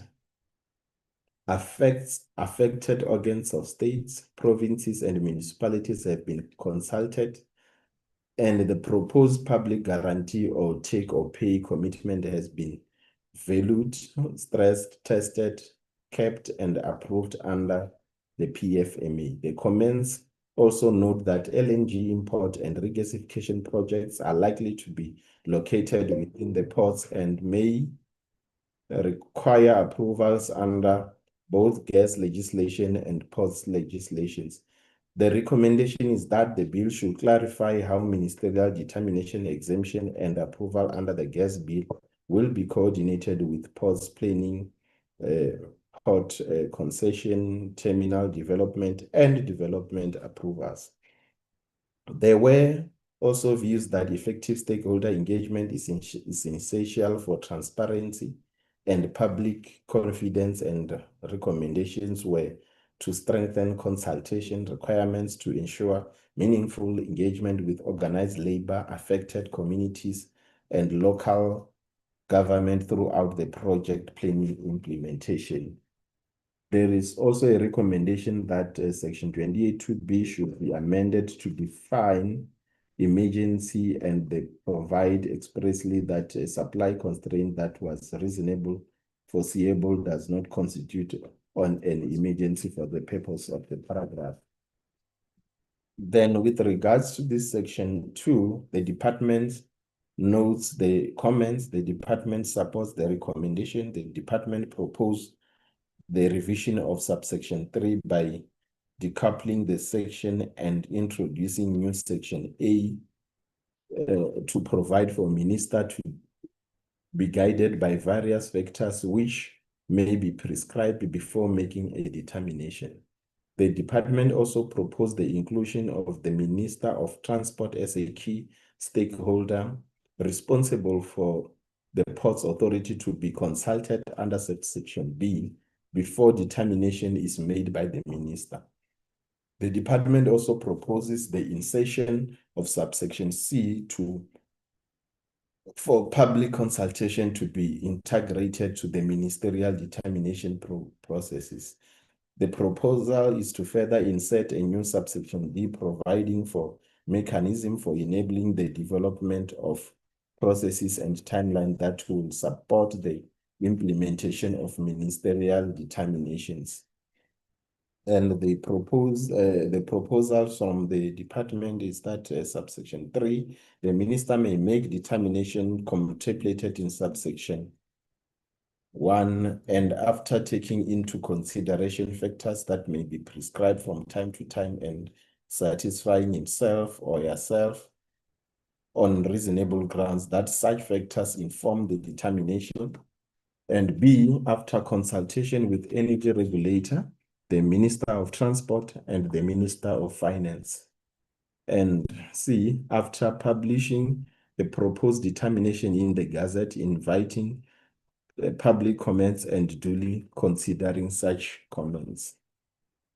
Then we can move down to subsection 5, where it talks about a fair, equitable, transparent, and competitive, effective processes. There were comments from stakeholders. They comment that this provision may not be clear, and proposal is to refine this section and replace it with the following: any procurement of goods or services by organ of state or other institution to which section 217 of the Constitution applies must be conducted in accordance with section 217 and all applicable procurement and public finance legislation. The comments are noted from the department. However, the department does not support the recommendation. The department is of the view that this section is clear and straightforward. On subsection 6, the stakeholder holds that clause 28.6, which states that the NERSA is bound by ministerial determination must be qualified. The view is that NERSA cannot be required to grant license that falls a statutory safety, environmental, technical, competition, or administrative law standard. The recommendation is that the clause should read: NERSA must give effect to determination to the extent that the determination is lawful within the minister's power under this section and consistent with NERSA's duty under this act and the National Regulator Act of 2004. The department notes the comments and recommendation, but do not accept them. In terms of provisions of the section 28.1 of the Act, the issuance of the ministerial determination will be done after consultation with NERSA and the Minister of Finance have been completed. Should there be any elements of unlawfulness, such will be identified and addressed during such consultations. On subsection 10, which deals with which says no person may subject to subsection 11, construct or operate new gas facility or regasification facility or expand such existing facility without a ministerial determination issued in terms of this section or ministerial exemption issued in terms of section 39. There are views from stakeholders that this requirement could become a bottleneck for LNG, for private projects, especially LNG import terminals, regasification facilities, and transmission pipelines that are privately finance and do not require state procurement, public guarantees, or government offtakes. Therefore, there are stakeholders that strongly support provision that allows certain categories of gas infrastructure, including storage, distribution, and trading facility, to proceed without requiring additional ministerial determination. Their view is that this approach supports faster project implementation, greater investment, enhanced competition, market growth, and expanded infrastructure development. Their recommendations is that the bill should retain this streamlined provision to ensure commercially viable infrastructure can respond efficiently to market demands. The department notes the comments. The department does not, however, support the recommendation. The application of this provision is limited to the activities that are listed herein. It is envisaged that the persons wishing to undertake these activities have to approach the minister for determination to be made. A determination in these circumstances will unlock investment opportunities, since it will be signaling that government is supportive of those developments. The department knows the support for retaining the current provision, which there was this proposal on the last, which says there is a recommendation that the bill should retain this streamlined provision to ensure commercially viable infrastructure can respond efficiently to market demand. On section 13, some stakeholder proposes that this section incorporates specific prohibition on the acceptance of instruments that are already prohibited under PFMA. It is proposed that clause 28.13, which empowers the minister to issue guarantee on public-owned gas warrants, a particular scrutiny given the absence of any cost assessment of the state exposure under this power in the bill's memorandum of object. The department knows the proposal but does not support it. The matters proposed to be included in the bill are matters regulated under the PFMA. Such items should not be explicitly stated in the bill. There was also a comment that this one was the wording of this provision is unclear to be grammatically incomplete.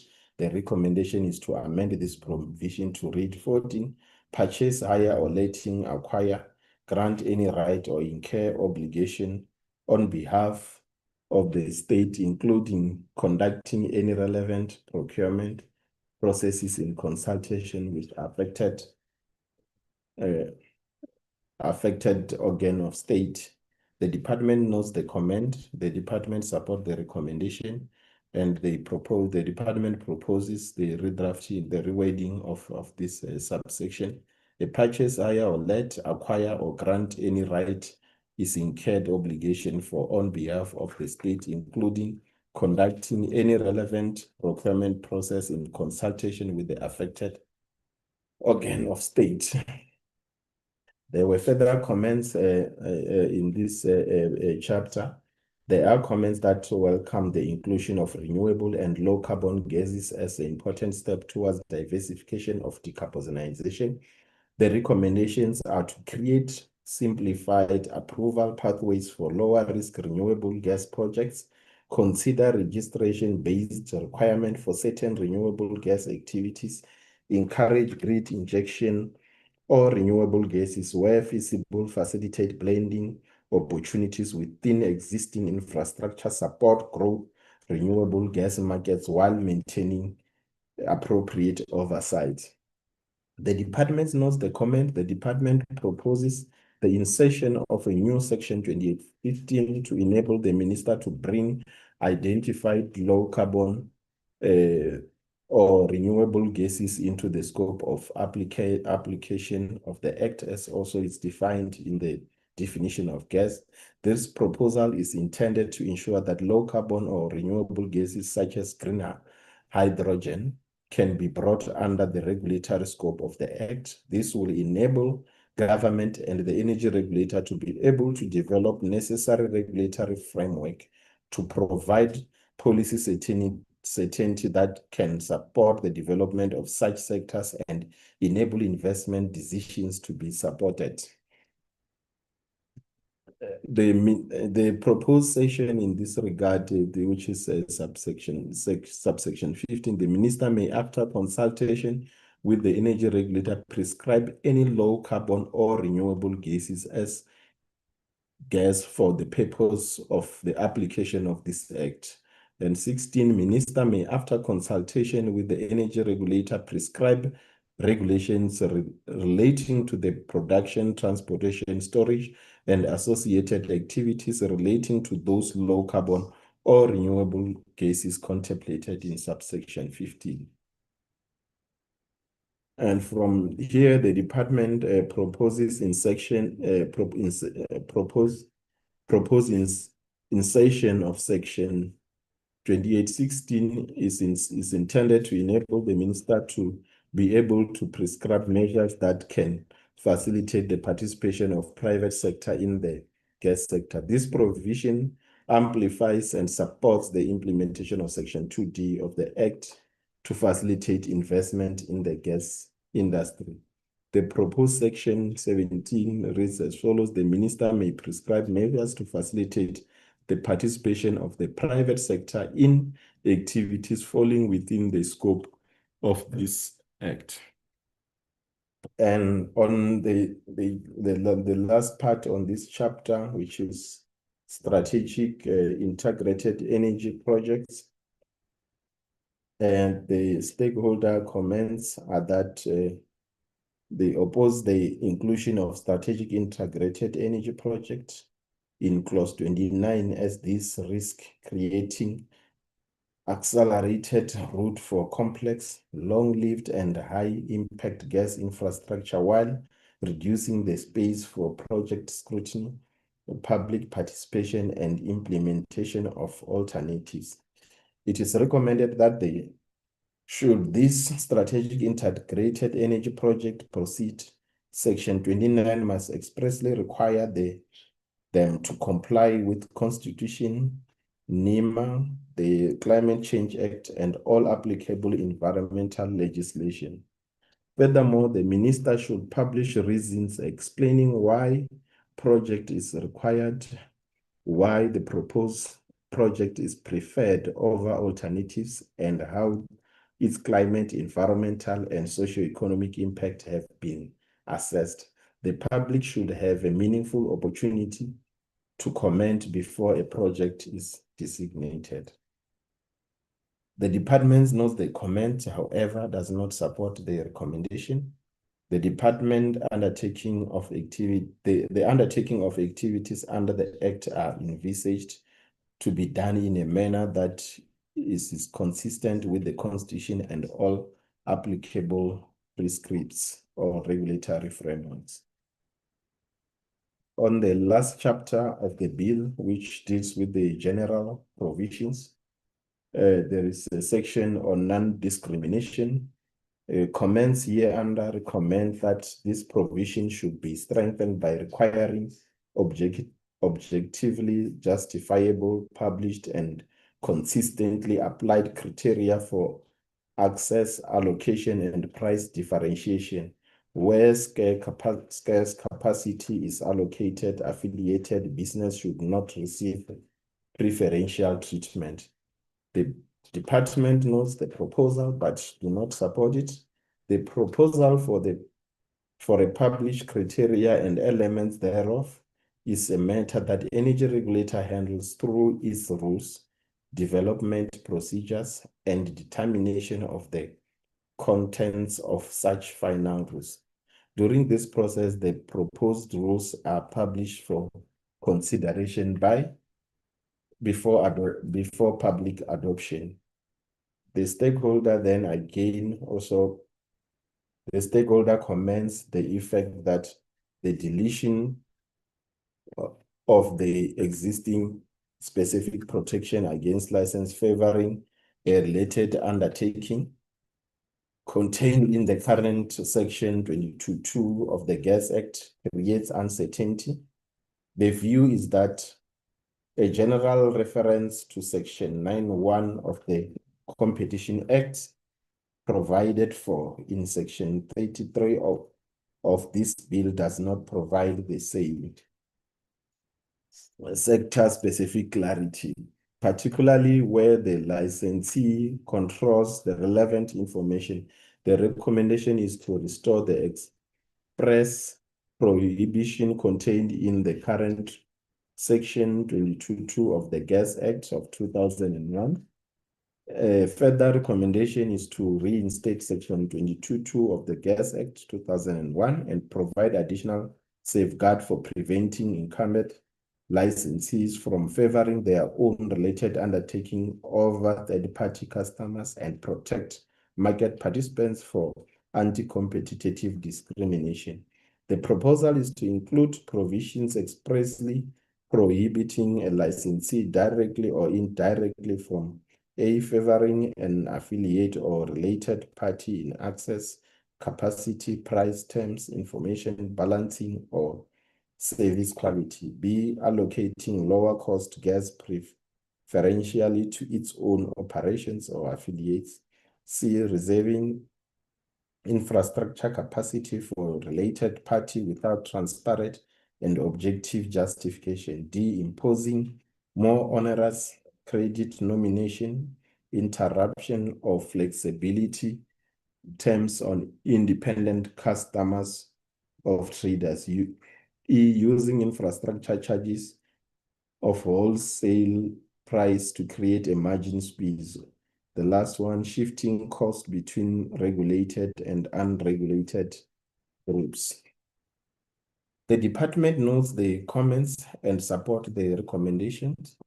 The department proposes the insertion of section 4, reinstating section 22.2 of the Gas Act 2001, complementing it with further measures aimed at assisting in identifying discriminatory and anti-competitive behavior. And further down, the stakeholder, this one, no, it's not the stakeholder, it's the department. Having regard to comments or captured under subsection 2, the department proposes the insertion of section 4, reinstating section 22.2 of the Gas Act 2001, supplementing it with further measures aimed at assisting in identifying discriminatory and anti-competitive behavior. The proposed sections will read as follows. Section 4, the prohibition of discrimination referred to in subsection 1 applies to action by licensees in favor of their related undertaking, and such licenses are prohibited from A, favoring an affiliate or related party in access, capacity, price, terms, information, balancing, or service quality. B, allocating lower cost gas preferentially to its own operation or affiliates. C, reserving infrastructure capacity for related party without transparent and objective justification. D, imposing more onerous credit nomination, interruption, or flexibility terms on independent customers or traders. E, using infrastructure charges or wholesale prices to create a margin squeeze. F, shifting cost between regulated and unregulated group entities. Going to section that deals with the compliance notice. Many of the comments from the stakeholders observe that the bill does not contain appeal mechanism to afford person aggrieved by decision of the energy regulator an avenue to appeal before approaching courts in terms of NERA. The observation is that these shortcomings applies across various decision areas, including on compliance notices, administrative fines, license application, revoking a license, cancelling registration. The recommendation is that an appeal mechanism must be provided to afford person aggrieved by decision of energy regulator to appeal internally for court relief before approaching court. The department notes the comments. The department supports the recommendations.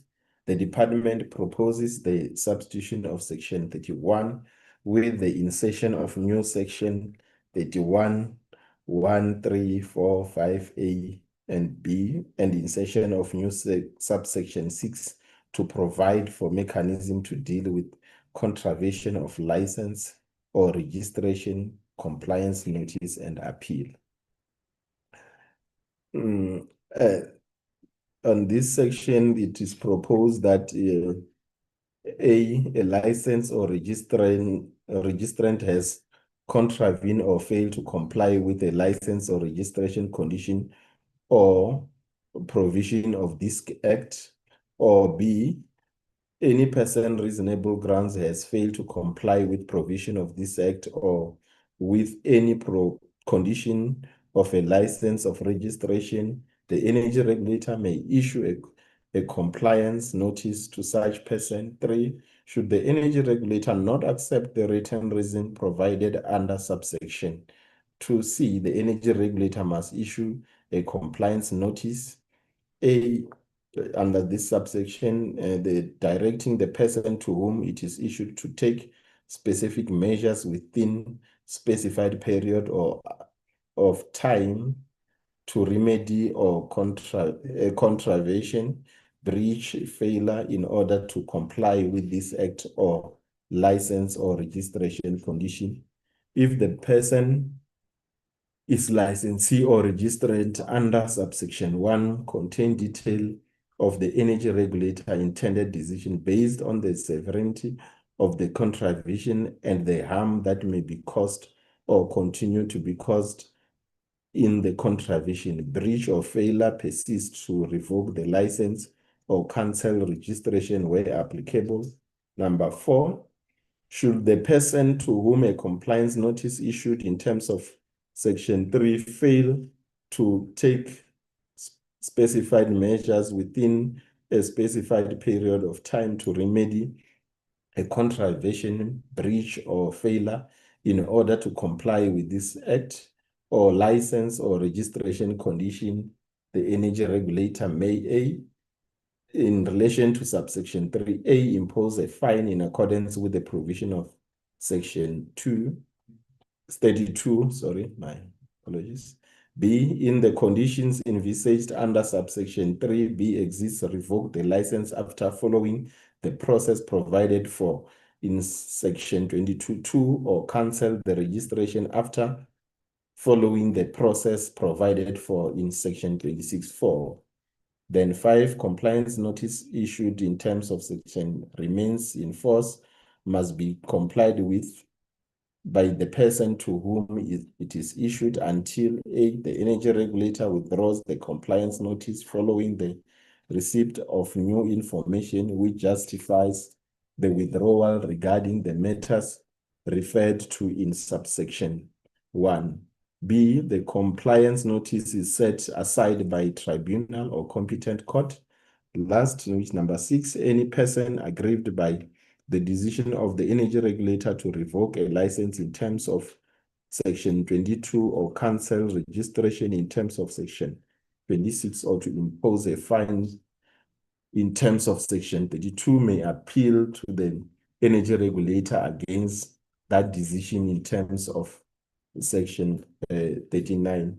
On the same section 31, which reads compliance notice, the department proposes that these sections, the heading should be revised to read contravention of a license or registration compliance, registration condition, compliance notice, and appeal.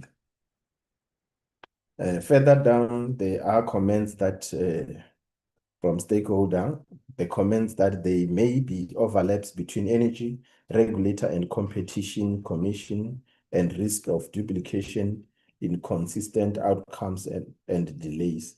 The recommendation is to insert a statutory coordination framework, require formal MOU between institutions, and provide a binding dispute resolution mechanism. The department notes the comments. The department does not, however, support the recommendation. The department is of the view that the mechanism provided for in this bill are sufficient to address matters where there is an interface between the energy regulator and the competition commission. There is also a comment that strong enforcement is necessary to ensure license holders comply with statutory obligations. The recommendation is to extend enforcement measures to include compliance with employment, localization, and transformation commitments contained in license condition. The department notes the comment. The department is of the view that since measures such as localization and transformation are contained in the revised section 18(2)(b), when they are made license condition, the enforcement measures contained in this provision covers them automatically. On section 32, which deals with administrative fines,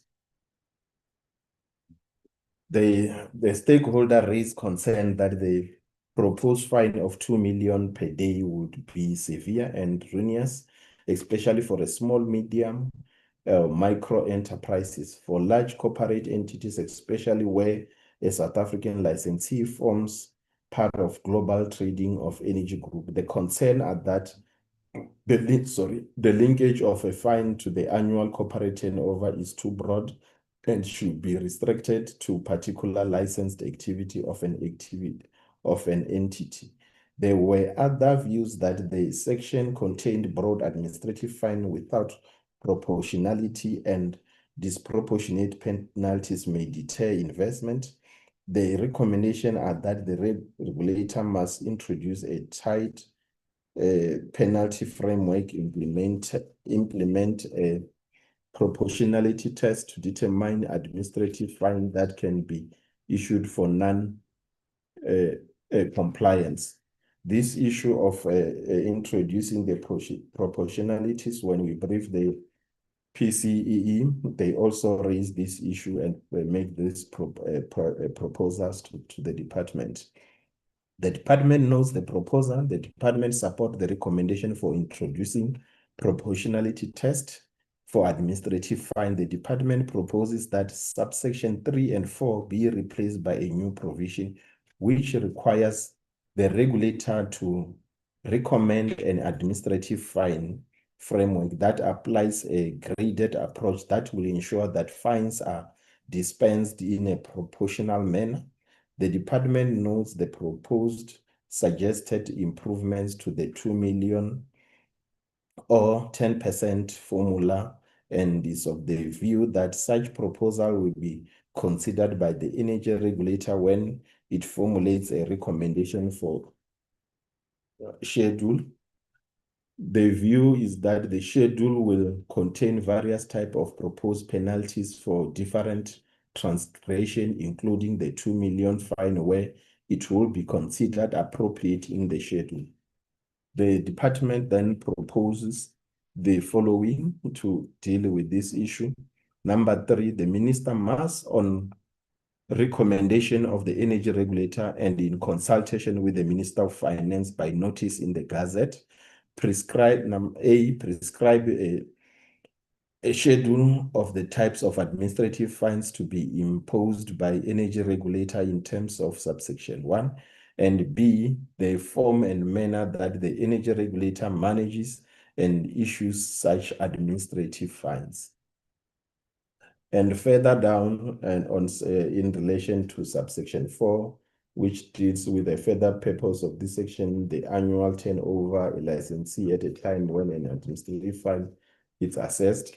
Then the proposal from the department is that when making the recommendation contemplated in subsection 3, the energy regulator must categorize various gas facilities categorize the nature and type of compliance that may be envisaged, consider a graded approach to the allocation of administrative fines to the categories of gas facility, taking into account the nature and types of envisaged non-compliance. And in considering the graded approach, take into account the potential harm to consumers, the environment, or integrity of the gas market, which may be caused by nature non-compliance.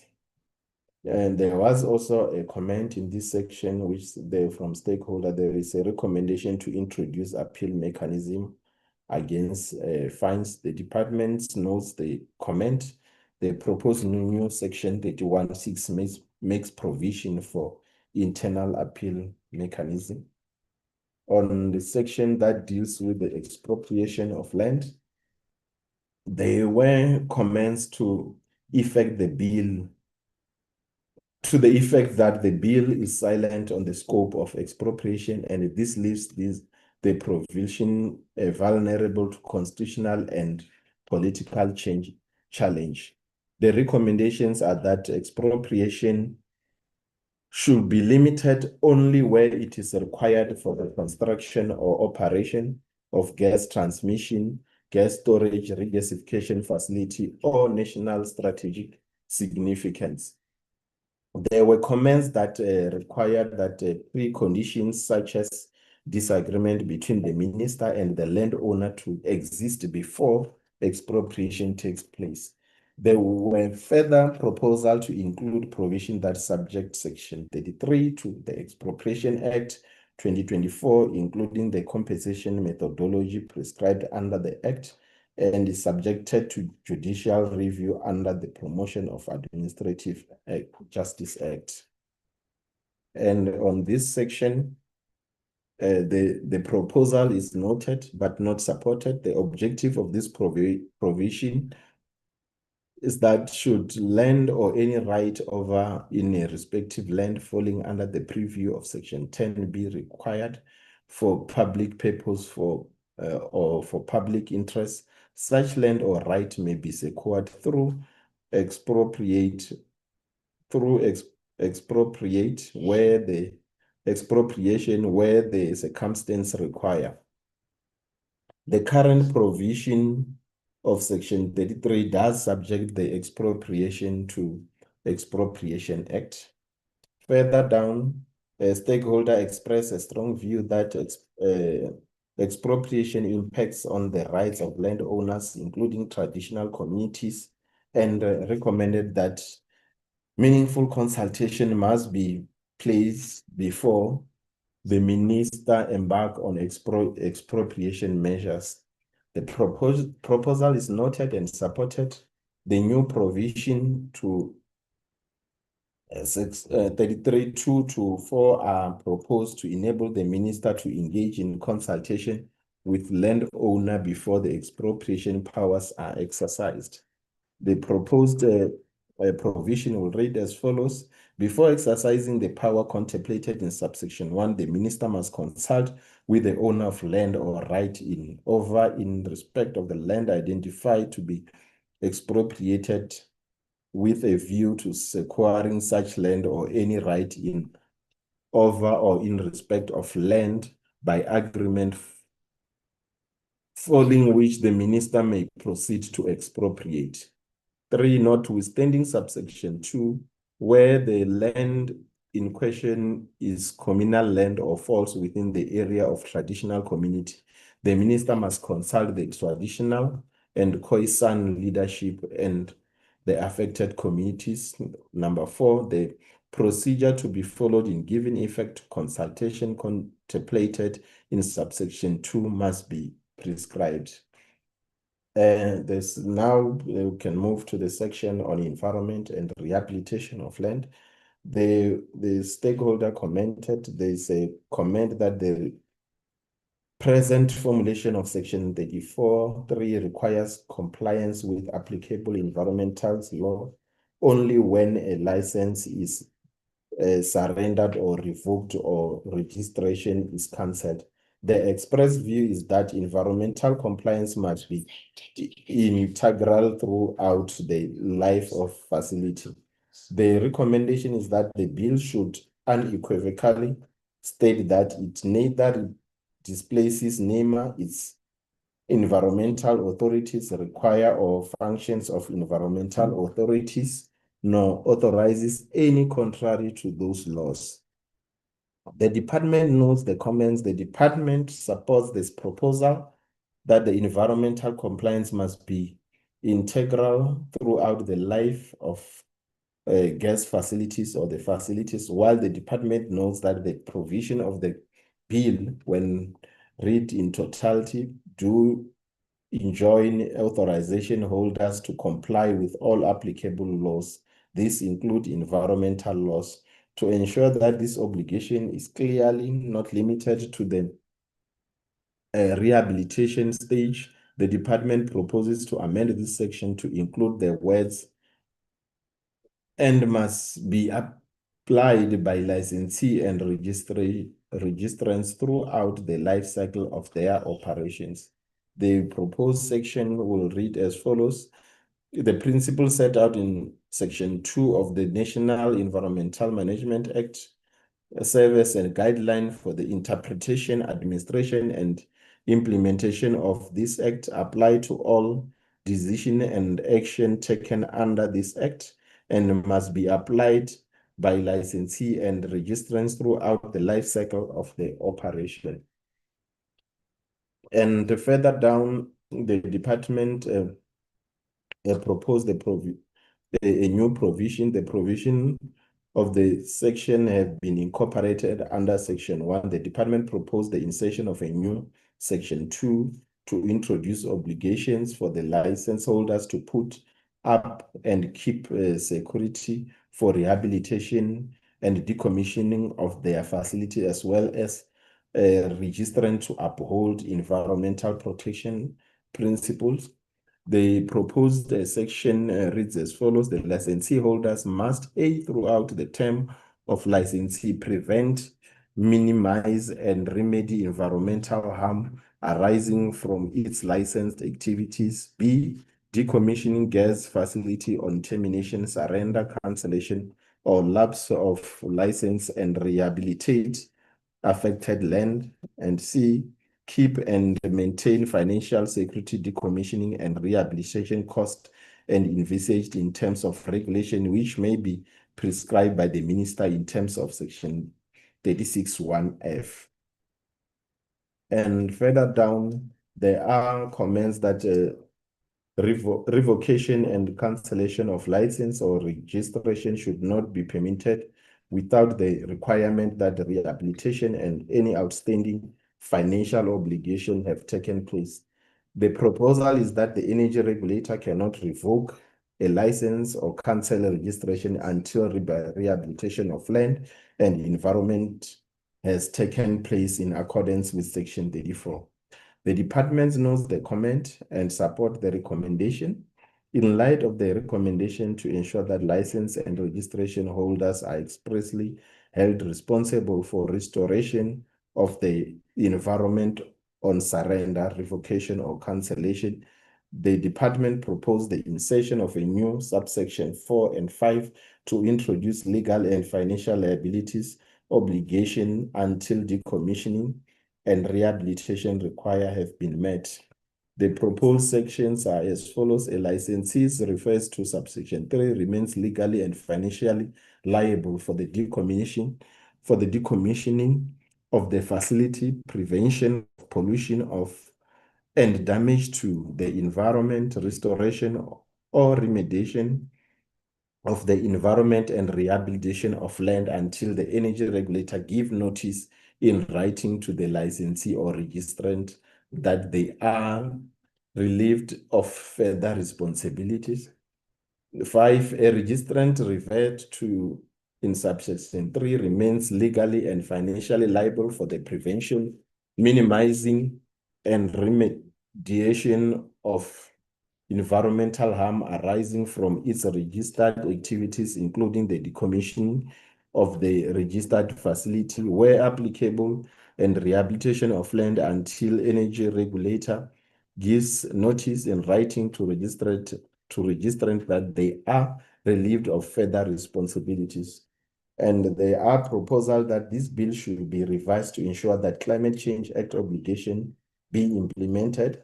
There is a recommendation that a clause be inserted requiring minister and energy regulated exercising any power or performing any function under the Act to consider the national greenhouse gas emission trajectory and applicable sectoral emissions target and any applicable carbon budget, and to record that consideration in writing. The department knows the concerns. The department supports the proposal to insert a provision that will ensure that the obligation of Climate Change Act will be implemented. And the proposed section reads as follows. The principles set out in Section 3 and Section 7 of the Climate Change Act serve as a guidelines for the interpretation, administration, and implementation of this Act, and apply to all decisions and actions taken under this Act, and must be applied by licensee and registrants throughout the life cycle of their operation. And the department further to give effect to the principle of ensuring that the energy regulator coordinates and performs its function in a manner that is consistent with the Constitution and all applicable labor, health, safety, and environment legislation. The department proposes the insertion of new subsection 7 to give effect. The proposed subsection reads as follows: to give effect to the principle of the coordinating the function of the energy regulator with other relevant competent authorities responsible for all applicable labor, health, safety, transport, and environment legislation impacting on the functions of the energy regulator. The energy regulator must enter into cooperation agreements with every such relevant competent authority to, number A, coordinate and promote consistency in the exercise of such functions. B,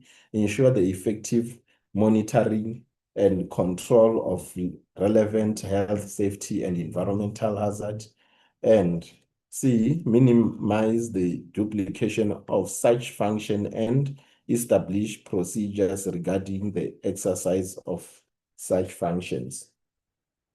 Under the rights of a licensee in respect of premises or land belonging to others, there are comments that subsection 3 authorizes the municipality to grant rights to the licensee in respect of premises or land belonging to others in order to construct pipes, distribution gas, to conduct maintenance of the facility, and before conducting these activities, a licensee must consult and coordinate with the municipality in those areas of jurisdiction the street road is situated. The recommendation is that affected parties must be consulted. The department notes the comments. The department support the recommendation, and the department propose revising the section to add or to say the section must read: before undertaking any activity as contemplated in a licensee must consult and coordinate with municipality and any private owner in whose area of jurisdiction or the street or road is in question is situated. And this is also one of the comments which was made, also a proposal that was made by the portfolio committee during our briefing session. On this section, there are comments that private property lands needs to be also catered for in the provision. This is also the other one. The department notes the comments. The department proposed that this section be separated by insertion of subsection A and B. The proposal is that the new subsection B address the protection of privately owned land.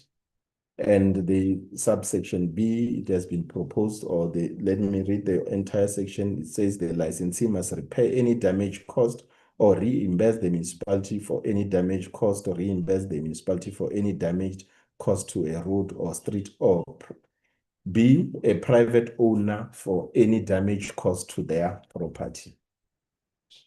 Under regulations, yeah, Chair, because of time, I'm also thinking of consulting outside for the comfort break. May I request the Chief Director, Mr. Nhlapo, to take over from Section 36 until the end, and through you, DG, through your permission. Greetings. Oh, you left them. Yes, you may proceed. But also I want to caution you that we're now at 1:30, and at 2 we all need to go and join plenary. So I think we must approach perhaps a summary, because we do have the presentation. And then, as I said before, that we will have a chance now to actually get into the deliberations. So I think it would be good. Committee members honorable members can then also guide if they have a different idea, that maybe between this meeting and the next one, we are at least able to have a 20 minutes time apart, so that we can at least, rest our minds a bit before we get into the next meeting. So I don't know if it's possible that by 13:40 we're able to be done. Yes, we will rush, Chair. We'll make sure that we cover the rest and we'll be done by then.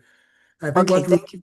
what we can leave out, Chair, will be the general comments, but I can talk to them. But we will strive for 13:40. Okay. All right. All right. Thank you. Thanks, and good afternoon to you, Chair. Good afternoon to the honorable members and to the DG and the stakeholders on the platform. Chair, I'll just take from the regulations in terms of Section 36.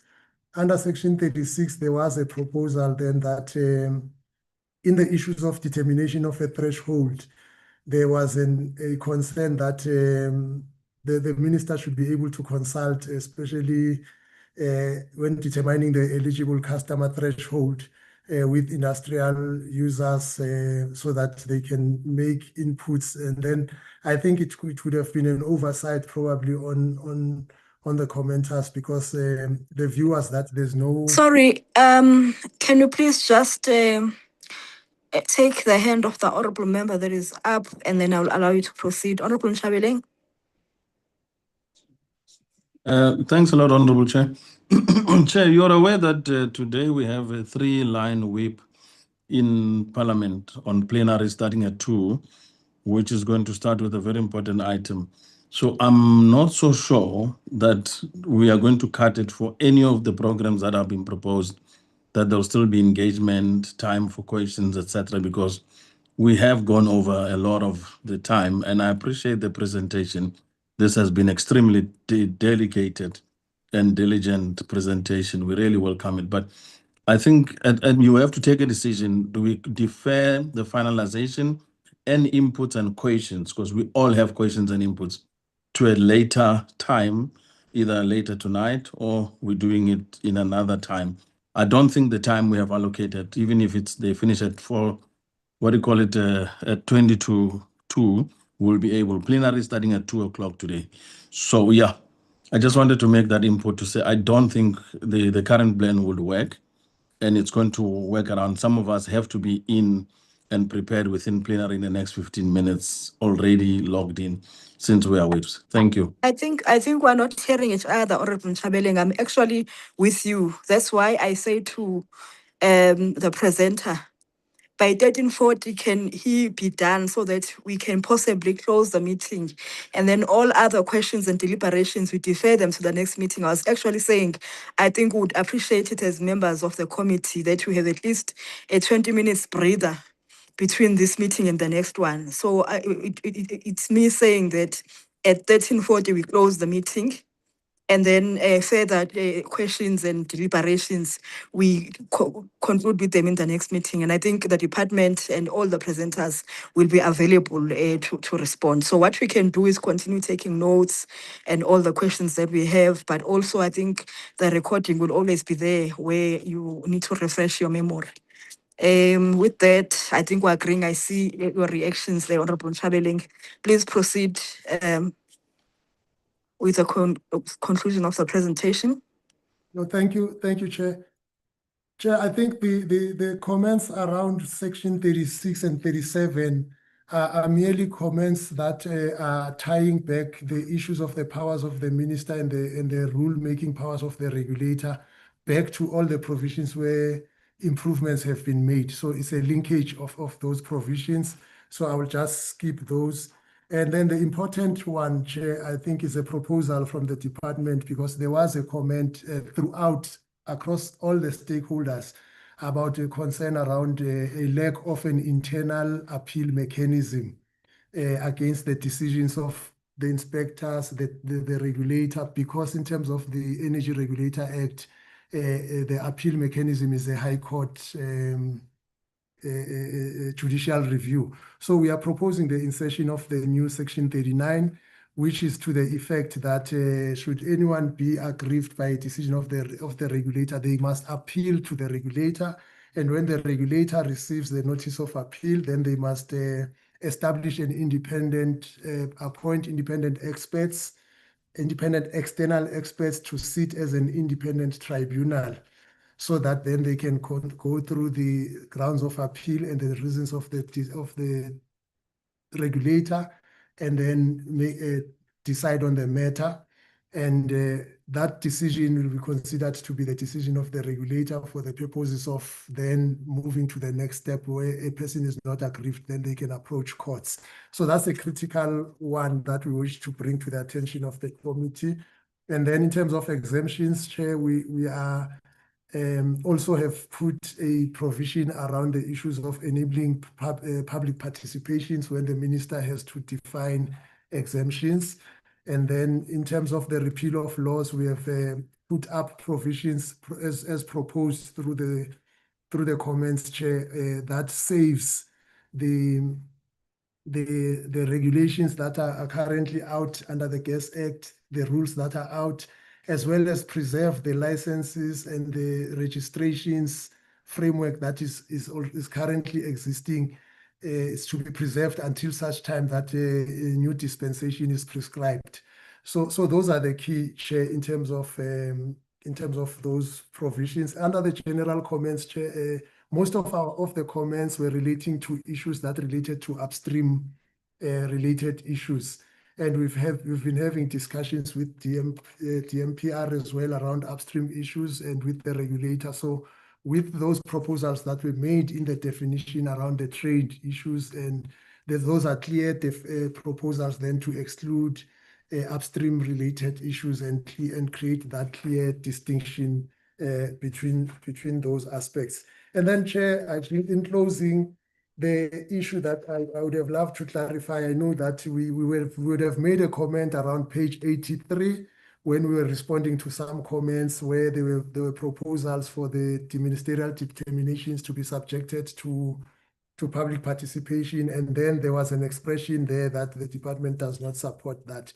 Chair, I think that was in relation to another aspect, but I think it was an oversight from our side, because in terms of page 85, that is where we are incorporating that acceptance of that fact. So we are making ministerial determination subject to public participation. So overall, Chair, in terms of the overall stakeholder comments, we have tried to balance most of the comments because they came from all sectors, and we have addressed and tried to address to the best of our ability, balancing all the competing interests with the proposals that we have made. There were multiple proposals, Chair, that were concerned about public participation, public consultations, and to the best of our ability, I think we have addressed most of them, because in almost all the areas where they were raised, the provisions have been made for those public participation, public consultations, in terms of matters that were not properly addressed in terms of other provisions. They have been integrated in the development of the gas master plan to ensure that substantive consultations are done throughout the entire value chain. And then we have also integrated various provisions around environmental issues and ensuring that the environmental concerns are addressed, as well as coordination of the regulator with the competent authorities. Thank you, Chair. I think from that point, we wish to thank all the stakeholders who made submissions. We were enriched, Chair, by all the comments and all the submissions, and we thank the committee for affording us an opportunity to respond to the public comments. So with that, Chair, I wish to thank you and thanks the committee on behalf of our team. Thank you. Thank you very much. As led by the acting DG, we appreciate how much the amount of time that was put into preparing the report. And I think we will have some time to further interact with it. As I had indicated, that members would keep the questions that they have and the notes that they've taken down, but also further have more time to just go through the report so that we can discuss it in the next meeting. With that, I think I wish to thank everyone who participated in the meeting, who was part of the meeting, who played different roles. Thank you very much. I think we can declare the meeting adjourned, if I can say that, because I say closed, then it means we're done, but we're not done. But just to be able to accommodate the next important meeting that we have to be part of as members of parliament, we will say the meeting is adjourned. Thank you very much. Have a great day further.